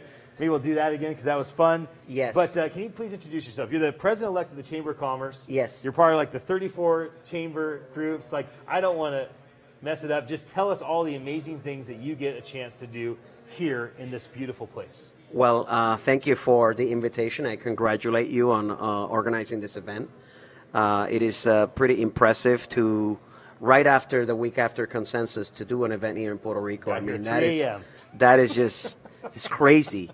But I'm trying to set this up here as much as possible. I'm bringing in some assets that are working on blockchain projects here in Puerto Rico. We actually have Nicholas and Teresita, which are related, and the two other guys. So we brought in 4 people. It's a pretty good team. That's great. And in the chamber, actually, we've been around for 110 years. Amazing. And we your family was involved. Like your yes, my father grandfather? was president in 1971. Amazing. What a and I heritage. was practically conceived in a chamber event because I was born in 72. So it must have percolated somewhere in there. And I basically grew up in this environment of basically free trade, which is what the main precepts of the Chamber of Commerce. And when it comes to blockchain, it is one of our main concerns to make sure that it, even though there may be regulation that may be needed, that this regulation at all times facilitate commerce and provide the tools so that businesses are able to implement these new technologies. And with regards to education, for example, what the topic for today, you know, the old-fashioned brick-and-mortar type university, that model is going to be going away immediately. I mean, there's certain industries where you don't need a 4-year degree anymore, like Google and all of these, Facebook, all of these major companies. They don't necessarily require a 4-year degree anymore. And we are moving back towards the traditional model of apprenticeship, you know, which is some countries like in Japan or Germany, you basically finish high school and then you become somebody's apprentice. So there's certain different new tendencies which are at some point classical. And in Puerto Rico, within the chamber, we have a very active education committee. Right. And we have several initiatives that we're working on. One of them is related to the internationalization of education, which is regards to, in Puerto Rico, we have a very limited population of about 3.x million people. And especially after Maria, a lot of the local universities had a very big downturn in terms of the enrollment. And even before pre-Maria, we were already working on some initiatives to sort of cross borders and have some of these universities do some projects for build new campuses or build new facilities in the United States or in Central America or in Latin America, because the universities in Puerto Rico, they have the accreditation from all the United States and the Middle States Commission and some of these internationally recognized accrediting bodies. And in Latin America, this is not available generally. But the way the model is moving, the way that in the chamber that we're moving is towards virtual education and distance learning, because the students don't physically have to travel here. Right. And that is a very big trend now in education. And in the chamber, we are collaborating with the Organization of American States. They have a whole division, it's called Virtual Educa, which has basically executed projects in all over Latin America because it's Organization of American States is anywhere in this hemisphere. And they're working with developing countries which have little or no resources to set up an actual school. It could be like a village in the middle of the Amazon, and they're using Raspberry Pi type devices where the students can basically download their lessons into a little device that they can then bring to their homes, and they can either project it onto a wall. We're talking like in a hut where there's no electricity, there's no running water, there's no plumbing. And this is sort of the very extreme level of decentralization with regards to education, where you don't even have a school, you don't have teachers, you don't have, you basically, it's a village. It takes a village to raise a child. But with some of these new tools,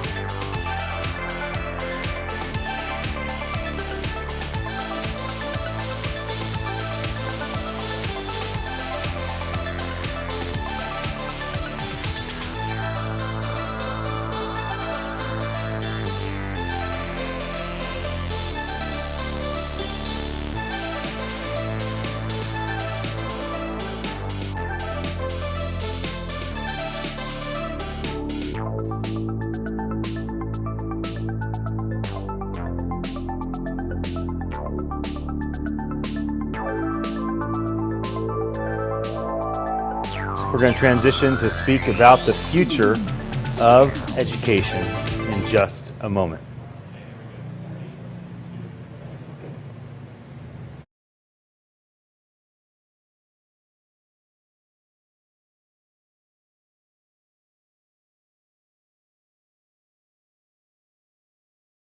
Crazy. You're an international entrepreneur, but you volunteer to take this responsibility on because you care for Puerto Rico. I basically, a big part of my business is based in Asia. Yeah. So I actually had a project going on with China Southern Airlines, which is like the 6th largest airline in the world. I was setting up a pilot cafe for them in their headquarters in Guangzhou, China. And after I became elected in the chamber, I basically had to put that on hold to be here for a whole straight year. And I haven't even begun. I begin in July 1. Amazing. So the sacrifice is just monumental in terms of Monumental. the hundreds of thousands of hours that I need to put into this. And then to assemble a team of people like Teresita that you spoke with. These are all leaders in the industry. That's right. And just reel them in, reeling in like a 600-ton shark. Yes. To come in. You spoke with her. You had a right. very small exchange with her. We also have a couple of the other younger talent that's coming in the industry. And then we have another gentleman that you will have a chance to speak with later. His name is Nicolas Bileod. He's working on microgrids with blockchain solutions for microgrid. So it's like a circus to put in under a big tent, put in all of these 35 different committees that are all, it's really a very daunting task. But at the same time, I'm using certain technology solutions and applications to sort of streamline this process because it's going to be pretty chaotic. But using these tools is the best way to get everybody organized and productive. It's awesome. Well, we're going to take a break. We're going to Sure. come back and talk about government, both government today impacted by decentralization as well as in the future. But thank you so much for joining me once again for another awesome interview. Thank you, yes. And for bringing your friends. Yes. We'll be back in just a moment. Thank you.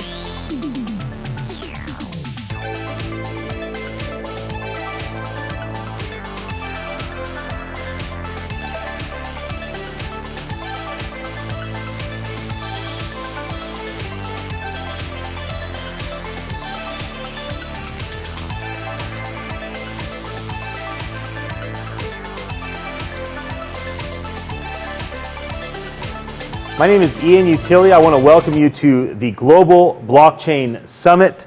And I think we're going to have a very fun conversation right now. We're here at the Monastery Art Suites. Thank you to Brock Pierce for facilitating all of this. And he connected us last minute. It was like, you got to have a conversation here today, right now. You just came back from North Korea.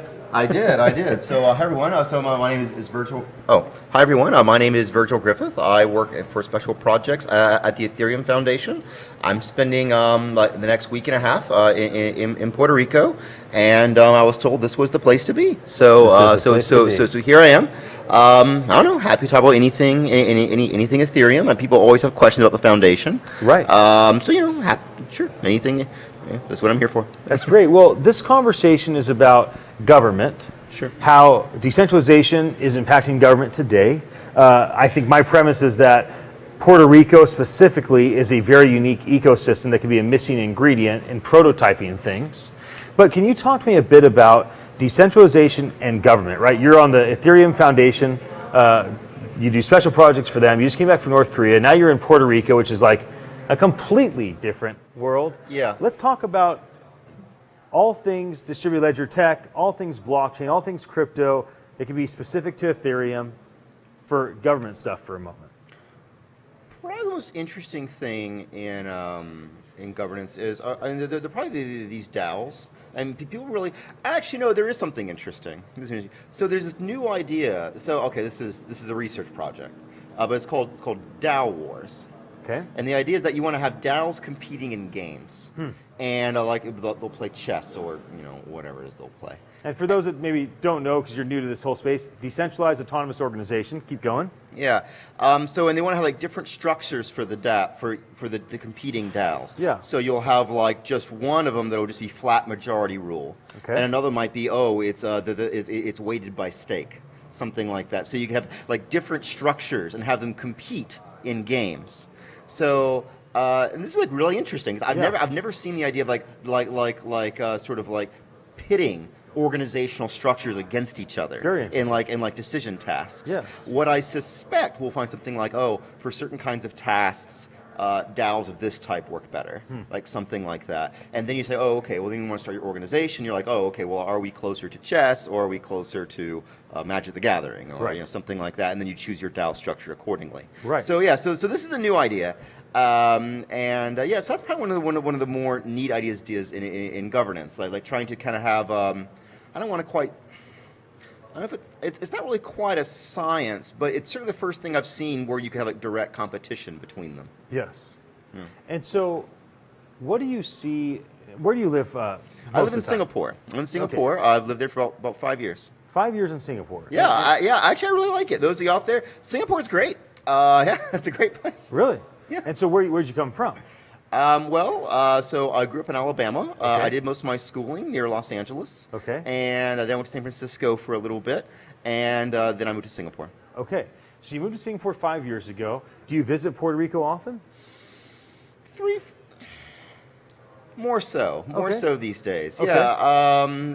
I am a U.S. citizen. Right. And and frankly, if you're a U.S. citizen, this is basically the place to be. I mean, really, for all these out there in like San Francisco or New York, no, really, like Puerto Rico's really great. Right. Even if you obviously there is the tax thing. Sure. Let's just say that. Act 20, Act 22. Yeah, let's just say that and get it over with. But no, okay, even if you ignore your personal tax savings, you get the chance to be, so like there's talk of turning Puerto Rico into like America's Hong Kong. Like, so Hong Kong has this niche where they're technically in China, but the rules there are different. Right. Usually the economic regulations are laxer. And it's sort of a hub for spurring economic innovation. Yes. Usually sort of a prototyping bed for economic ideas to spread throughout China. Yeah. And really, when people were first talking about turning Puerto Rico into like the America's Hong Kong, like it never even occurred to me like America would even permit there being these special economic zones that China has. But it turns out like just kind of like by accident. we happen to have a really good spot for running one of these things. Yes. And no, really, if it, and this is a chance to hey, you want to build America's Hong Kong? Like this is your spot, and you'll probably have about 15 years to do it. So I mean, this is the time. I really plan if I ever get tired of Asia, I'm definitely going to come back and move here and make the American Hong Kong to be, I guess, my retirement project. Okay, I dig that. I dig that. As far as Ethereum Yeah. and things that you could see being prototyped in a place like America's Hong Kong. Yeah. So what type of things could Ethereum prototype or other chains, other ecosystems prototype in a place like this that has more relaxed regulations, Yeah. greater tax benefits, reasons for people to move here. There's all these different things. So what would be of benefit to prototype in this space? How could this space, this geographic space, this state of sorts, be used for developing decentralization? Within the U.S., Puerto Rico is sort of uniquely good. Globally, Puerto Rico is, it's similar to other, I guess, developing countries. It's not super different from, say, working with the Philippines or working whereas Singapore. One thing that the Caribbean does in terms of blockchain. So, okay, I actually wanted to do supply chain. I want to prototype supply chain apps in the Caribbean, because the Caribbean is it's a little unusual in the world that all the islands are super close to each other, but all the regulations are so different. Right. So the problem isn't moving the thing. The problem is getting permission to move the thing from A to B to C and have it all be cleared. I actually think this is. If you're an academic or you're developing supply chain apps, this is like doing it for real. It's like the most complex case. And I think if you can handle it in the Caribbean, you can probably do it anywhere in the world. Right. So that's probably the first thing that comes to mind. There is one thing on Ethereum. Actually, I think it might have started in Puerto Rico. It's this idea of doing parametric insurance on the blockchain. Okay. Yeah. So it's called Hurricane Guard. Yeah. HurricaneGuard.io. It's here. I think it's one of the coolest things I've ever seen. Really? It's great. The fundamental gist is it's basically a prediction market. And basically the National Weather Service reports there's been wind speeds above some integer in your zip code. You just get paid. Well, if you bought a policy, Sure. right? And you just get paid within 24 hours in crypto. And it's like no claims, no nothing. Wow. I know. I know. That's a really good idea. And this apparently was the first time small homeowners could get hurricane insurance. This parametric hurricane insurance, because usually you have to go through a claims process and it's very onerous and kind of Sure. unpleasant. So apparently this parametric kind where it's automatic. Mm-hmm. Usually only cities could get this or very large buyers. But because they've automated so much of it using Ethereum, anyone can just get it now. Wow. And this is something you just couldn't do before. So I think that's crazy cool. I'm inclined to say all disaster insurance or all insurance involving events that human beings can't influence should be done like this. Right. And there's one being done here. So, one of the big things that happened with Ethereum was what Dapper Labs put together, CryptoKitties. Yeah. Right. That was a really big application. Obviously, it was unexpected for it to go crazy the way it did. I spent a ton of time with the Dapper Labs team. We're giving away 100 CryptoKitties on this live stream right now. See. And AirPods for those that just want something physical and tangible to hold on to. And so when you think about the next type of thing that could cause just a groundswell and just an overwhelming number of people engaging with the network, do you have any idea what that could be? This insurance thing is probably the best thing I got. Okay. And there's also this thing called DopeFi, so the decentralized open finance. Yep. Right. So no one really quite knows what that is yet. At least I don't know what it is yet. But I guess those are the two candidates I'd see. But no, most of these things caught so for Ethereum, basically all of our greatest hits, all of them were unexpected. Yeah, all of them. All of them. We haven't predicted a single one yet. So, I mean, I guess to be fair, we weren't actually trying to predict them before. So, No, I mean- so maybe we'll get it right this I time. mean, that's kind of the point, though, right?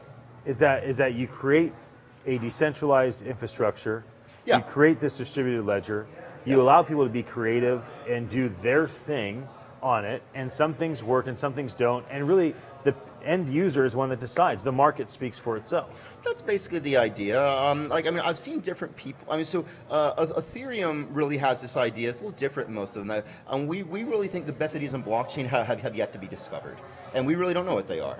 And so we kind of this idea, so we want to build this sort of maximally general purpose tool. And we just sort of take it and we just like, man, there's gold out there somewhere, like somewhere, and here's like a pickaxe and go, and we just, and we think it'll work out, but I guess we don't actually know. Yeah, no, I mean, nobody's going to really know. You just went to North Korea. Can we see the did. magazine? So I'm going to show these did. to folks. So my favorite thing is this reminds me of the Oprah magazine, where it's always Oprah on the front cover of the Oprah magazine, and it's always Kim Jong-un on the cover. Yes, he's the glorious leader.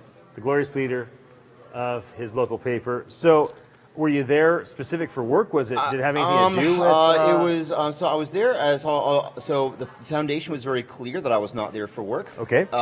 So there was a blockchain delegation to North Korea, and we were there for about 8 days. Wow. It was not a hellhole.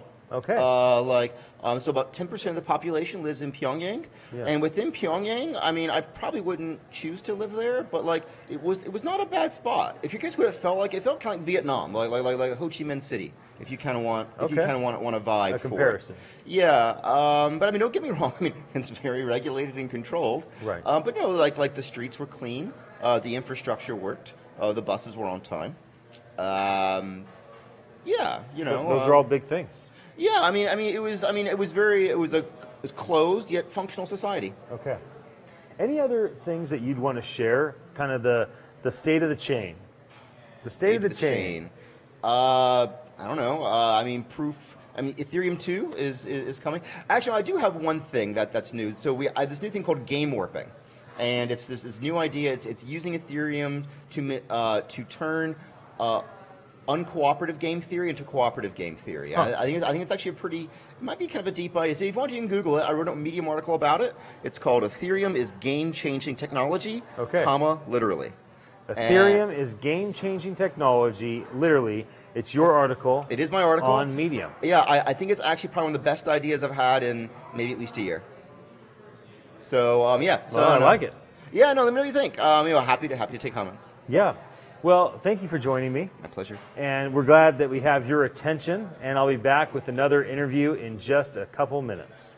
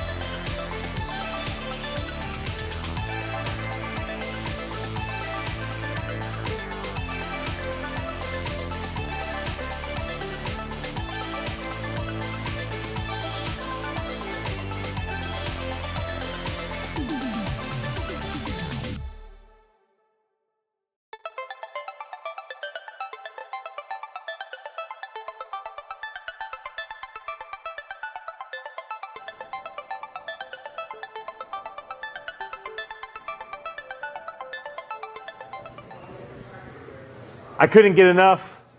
I'm back for a few more minutes. I want to go a little deeper on the future. Sure. Let's What's on your talk mind? about the future. When you go to a part of a delegate in 2030, if you're still running special projects for Ethereum or whatever it is that you're The doing. foundation will actually it'll be dead by then. So Okay, the well, foundation is designed to expire in So about but 6 whatever years. your role is, Yeah, sure. you're still, let's say, a leader in this ecosystem. Yeah. What does it look like? How is the world different? How is government especially different? Like, how do governments run differently, whether they're structured like America or like Singapore or like North Korea? How are things Yeah. run differently 10 years from now? International policy is probably the first thing that comes to mind. Something might be a little bit different. So okay, so I'll give you an example. So we went with so there was a North Korean foreign relations group that we went with, and they were actually using Ethereum to have UN-less courts. So they're super distrustful of the UN. They consider basically be a biased judge against them. I mean, we can discuss that if you want, but anyway, regardless, I mean, you know how they might feel that way. And they say they have a problem where they will invite a journalist to do a story on X, but when the journalist leaves, the journalist will actually do a story on Y. Wow. So and how this upsets them. So use an example. They invited a French journalist to come do an article on global warming and how in North Korea and how the government was trying to address this. But then when the journalist actually wrote the article, it was about poverty and inequality. And the government was like, yeah, it's not really quite what we're going for. I understand that. So one idea they were talking about was having media organizations put down a deposit. A deposit, say like a few $100,000, Yep. and then they crowdsource out the judgment to say, is this article actually about topic X? Wow. And if it's not, then I guess the money gets destroyed or something like that. And this is a court, without a judge. Huh. And they were super into that. They were like, oh, because Wow. the judges don't treat us so poorly. And it's like, well, Wow. it's something you could do. So I can imagine more things like that.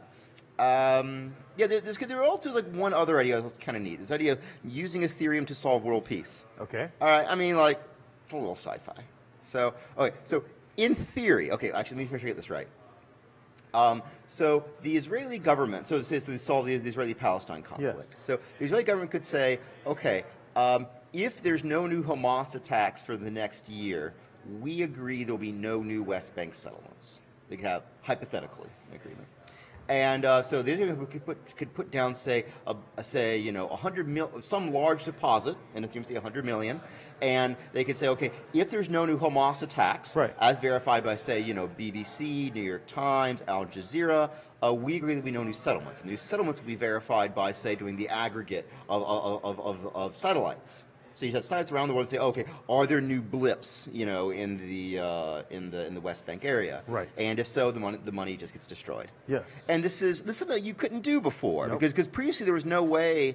Basically, there would exist no escrow that you couldn't severely manipulate.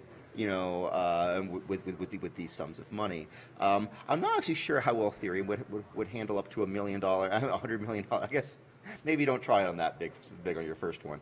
But I mean, it's not crazy. Right. It's not crazy. In principle, if you had enough mining power with the proof of stake, this would just work. And you couldn't do that before. Right. And so so I imagine there will be a better ability to have commitments that you can't take back. Yeah. And and so I'm optimistic. Yeah. And how about as far as, do you think we're going to still have like a federal government in America the way that we do today? Do we still need a federal government in 10 years with the maturity of blockchain and decentralization the way that we do today? Or will it be more about mayors and governors? I mean, someone has to order the military around. You need a federal government for that. It's true. Right, okay. I'm not saying any federal government. I mean a federal government the way that it is today. It does so. One thing that Bitcoin did show that, in theory, you could run a country without a national mint. Okay. And you could just sort of outsource out this particular government service Yep. to just the internet. Bitcoin may not be the only one that Sure. we could do like that. Which ones remain a little bit unclear. There is ideas of doing like decentralized identity. So Right. identity services is usually something that governments usually provide. Right. Yeah, so I could imagine this. I imagine there'll be at least a few services Okay. that could be usefully outsourced to I guess to the chain. Yep. However you want to say it. For governments where corruption is not that big of an issue, or they're pretty well heeled, this may not really matter. But if you have a government where maybe they're a little less competent, or or just for whatever reason they just have trouble, I see services being super useful. I mean, the U.S. I imagine if the U.S. were to adopt these kinds of things, it would be for cost cutting. Yeah. So I guess if the Republicans stay in long enough, they will. It seems like more kind of thing they would do. Sure. Right. No, that makes sense. I mean, but it could also remove middlemen and brokers and time loss with some of the Democrat policies as well, because it could automate a lot of things through smart contracts. I mean, if you had 80% of legislation being done by smart contracts in 10 years, then you would have a massive freedom to put resources toward things that only people can do, because you basically automate things. That sounds sensible. I don't know if the Democrat. So I'm sure we favor streamlining things. I don't think Democratic administrations are usually into closing departments. Like usually they keep them. Yeah. So, That's but a good point. I don't think about American politics, but like, Sure, I mean, you're in yeah. Singapore for 5 Yeah, years. yeah. Plus, even when you're in America, it's you're on a mission or whatnot. And Yeah, then usually. Right. And how about other governments that you see? In terms of like, do you see certain governments that you think will be further down the road of decentralization, at least quasi-decentralization, over the next 10 years than others? Maybe India. smaller. India. India's a little strange. I mean, Yep. India's not actually one country. More technically it is, but no, it's like the cultures and even like the languages will be different among the different regions of India. Okay. It behaves a lot more like before the Constitution there was the Federalists. Wait, Yep. no, what was it? The- The Confederation. Yeah, the Confederation, 13 Yeah, colonies, yeah. 13 colonies in the Confederation. Right? Yeah, that one. Yeah. So the structure of India, it reminds me a bit of that, where it has a bit more states' rights. Okay. And yeah, so I don't know. So that's probably the closest thing I know of where they have a fairly functional, more local power system. And are they engaged with the Ethereum network or other blockchains right now? Are they already pushing into that, or do you think they will because of how they're structured? I'm sure they will eventually. Actually, I don't really know a lot about India. They probably would have. They haven't been a big uptake yet. So far, the most interesting uptakers have been from Taiwan, Singapore, and I guess Dubai. Okay. Those are the biggest, and for different reasons. Taiwan wants it because they want independence from China, because China kind of controls their little world. And Singapore wants it because they want to be the hub of everything, the hub of finance. And I don't know, Dubai just seems to be really into it. I just don't really know why they're so into it. I'm pleased, but I don't quite know what their motivation is. Right. How about smaller governments? Like, do you know of any cities or states, maybe not just in America, but smaller regions that have become, Malta. Malta? Malta's a thing now. So tell us about Malta for a second. How you think that'll develop over time, because they're more aggressive about the engagement. They're super aggressive. So okay, I don't actually have any personal engagement with Malta, but no, I know. So several of my friends, they're talking about the places to start your blockchain company. What are they? They're like Singapore, Switzerland, Malta. Some do UK. But yeah, these Germany, is that still said? No, use Switzerland for that one. Okay. So those usually the options. And I guess Puerto Rico would also be one as well. Sure. Yeah. If you want to do the U.S. thing, Puerto Rico would be the spot to go. Of all the states and Without doubt. Without doubt. Puerto Rico's the place. You just avoid the U.S. You just avoid it because they haven't been very clear. The regulation has been kind of unclear. Right. And they're like, we could just not deal with that ambiguity. Right. I think the U.S. has gotten kind of lazy. They're so used to being the center of the world. They're not used to working for it. Not used to working for it. And they're just kind of like, oh, if we just kind of do nothing, we could take our time, it won't really matter. Right. And I guess that worked for a little bit. Yep. Worked a little bit, but yeah. No, that makes a lot of sense. I mean, I think we've got. I mean, we're just used to having it really good. We are. We are. I think before we stop thinking this way, we're gonna have to get a bit embarrassed. Like we need to have our Sputnik moment. Right. Where like China or whoever makes us look really silly, Right. and then we'll get our shit together. Let's say that one of your family members from Alabama, maybe an older generation, maybe a grandma, grandpa, aunt, uncle, watches this interview, or they read your Medium article or whatnot. Hi, Mom. And what's the conversation like back home with these type of current tech developments as well as future projections? Like, do you keep your network back Oh. home updated? Do they care? I mean, they don't understand my world. Probably. Okay, something I would imagine the Alabamians back home. So in general, I mean, they have sort of a libertarian base. Actually, they have this in common with North Korea. So they both have this kind of radical self-reliance in their Okay. culture. And they say, we don't want to depend on anyone. I'm going to pull myself up, even if it's very hard. Something like that, because I'm just so hardy and resilient. Something like that. And a lot of them really do like this idea of, like being your own bank, being your own lawyer, like things like this. They're really into these kinds of ideas. I mean, exactly how well it'll work out, I guess remains unclear. Yeah. I mean, certainly when it comes to some of the hacks, I guess I probably wouldn't recommend grandmothers be their own bank at this time. That would probably be unwise. But no, I mean, but this is probably the first chance where, like, maybe. Yeah. And so I think they would dig that. That's cool. Well, I sure appreciate you coming on for Anytime. a double session. Anytime. I think people want to hear what the things that you have to say, and we'll be right back to kind of wrap up our time here at the Blockchain Summit with the global audience. Thanks for paying attention to us.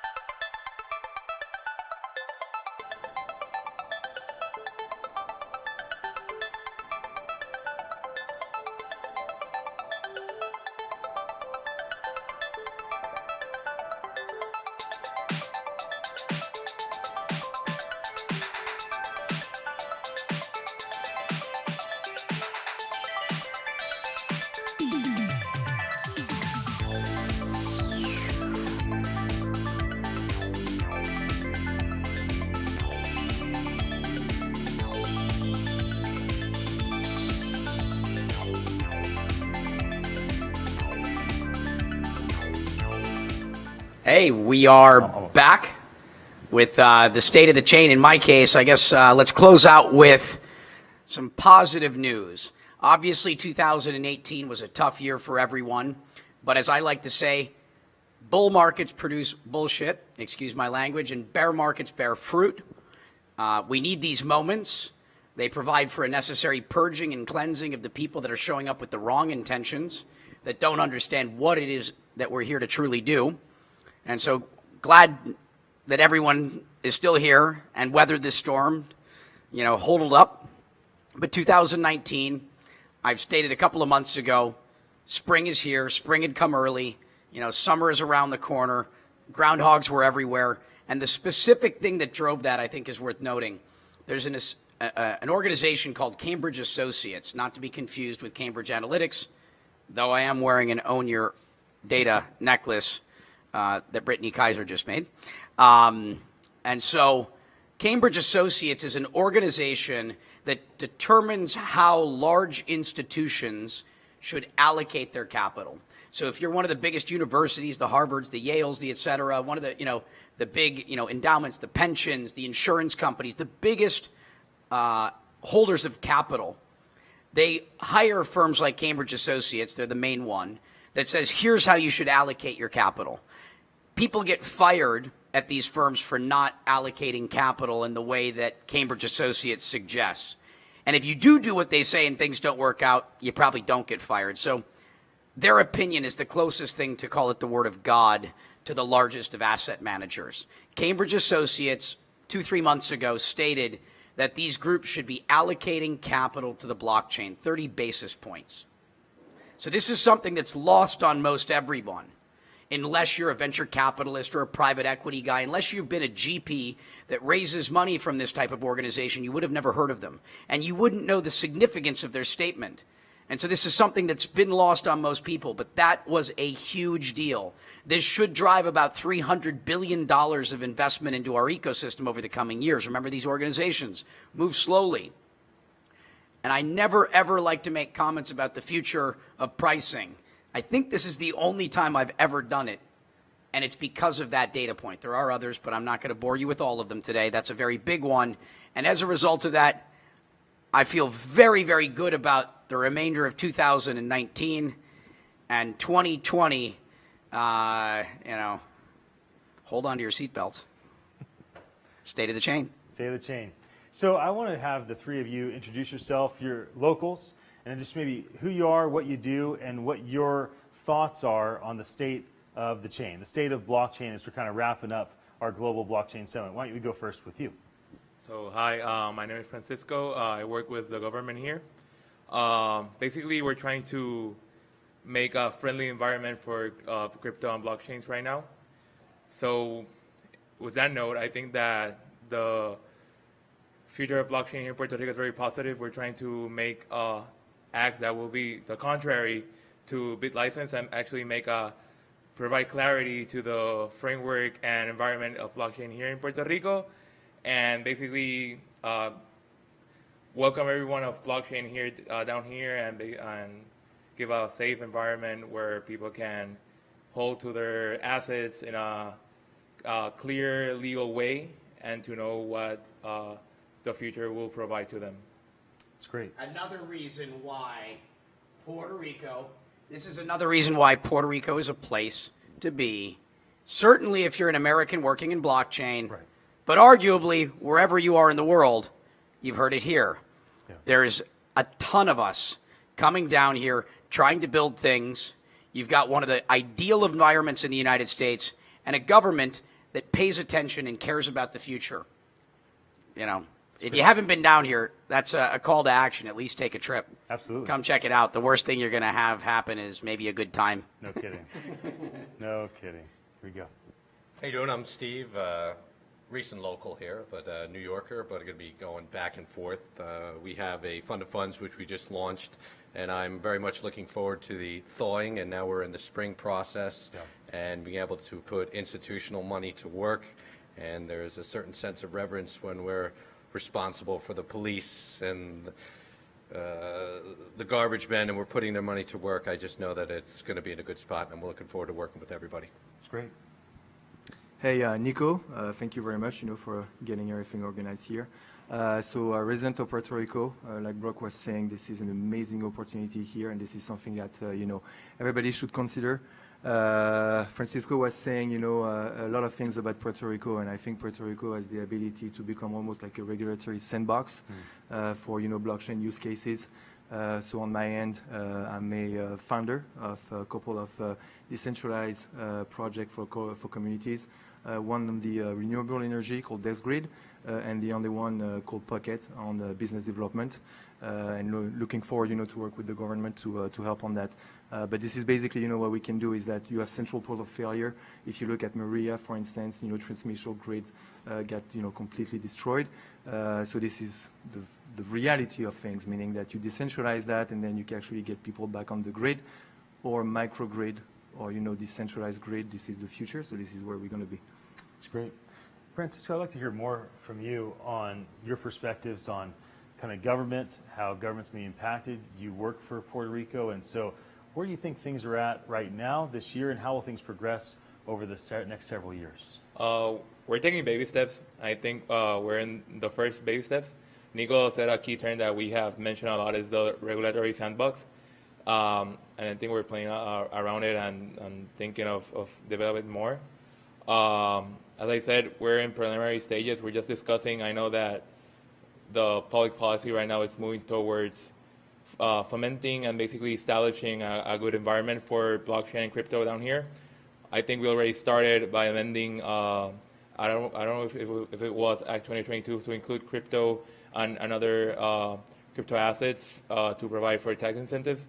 But we're not limiting ourselves to tax incentives, but we're extending the line to the regulation of the business and the currency per se, just to provide that legal clarity needed in order to develop companies, to develop business down here, and basically to not surprise anyone that comes down here and deals with crypto, and trying to help with the problems that crypto has here with banks and other financial institutions. We're working towards solving or at least mitigating those problems and trying to provide concrete solutions. And that's the public policy we're working towards. Baby steps going to take its time, but at least that's the public policy, working in a friendly environment, not hostile, and basically welcome everyone down here. That's great. Brock, maybe you could kind of wrap up. We still have another 4 minutes, and I think what would be really nice for people to hear for the Global Blockchain Summit as we kind of end this is the community aspect, right? That's one reason why I was grateful that you're like, hey, I don't need to do a keynote by myself. Like, let's bring a group up. Like, let's have a group conversation. Like, what's it like, New Yorker, locals, you've come in, I'm just visiting and trying to, provide some value.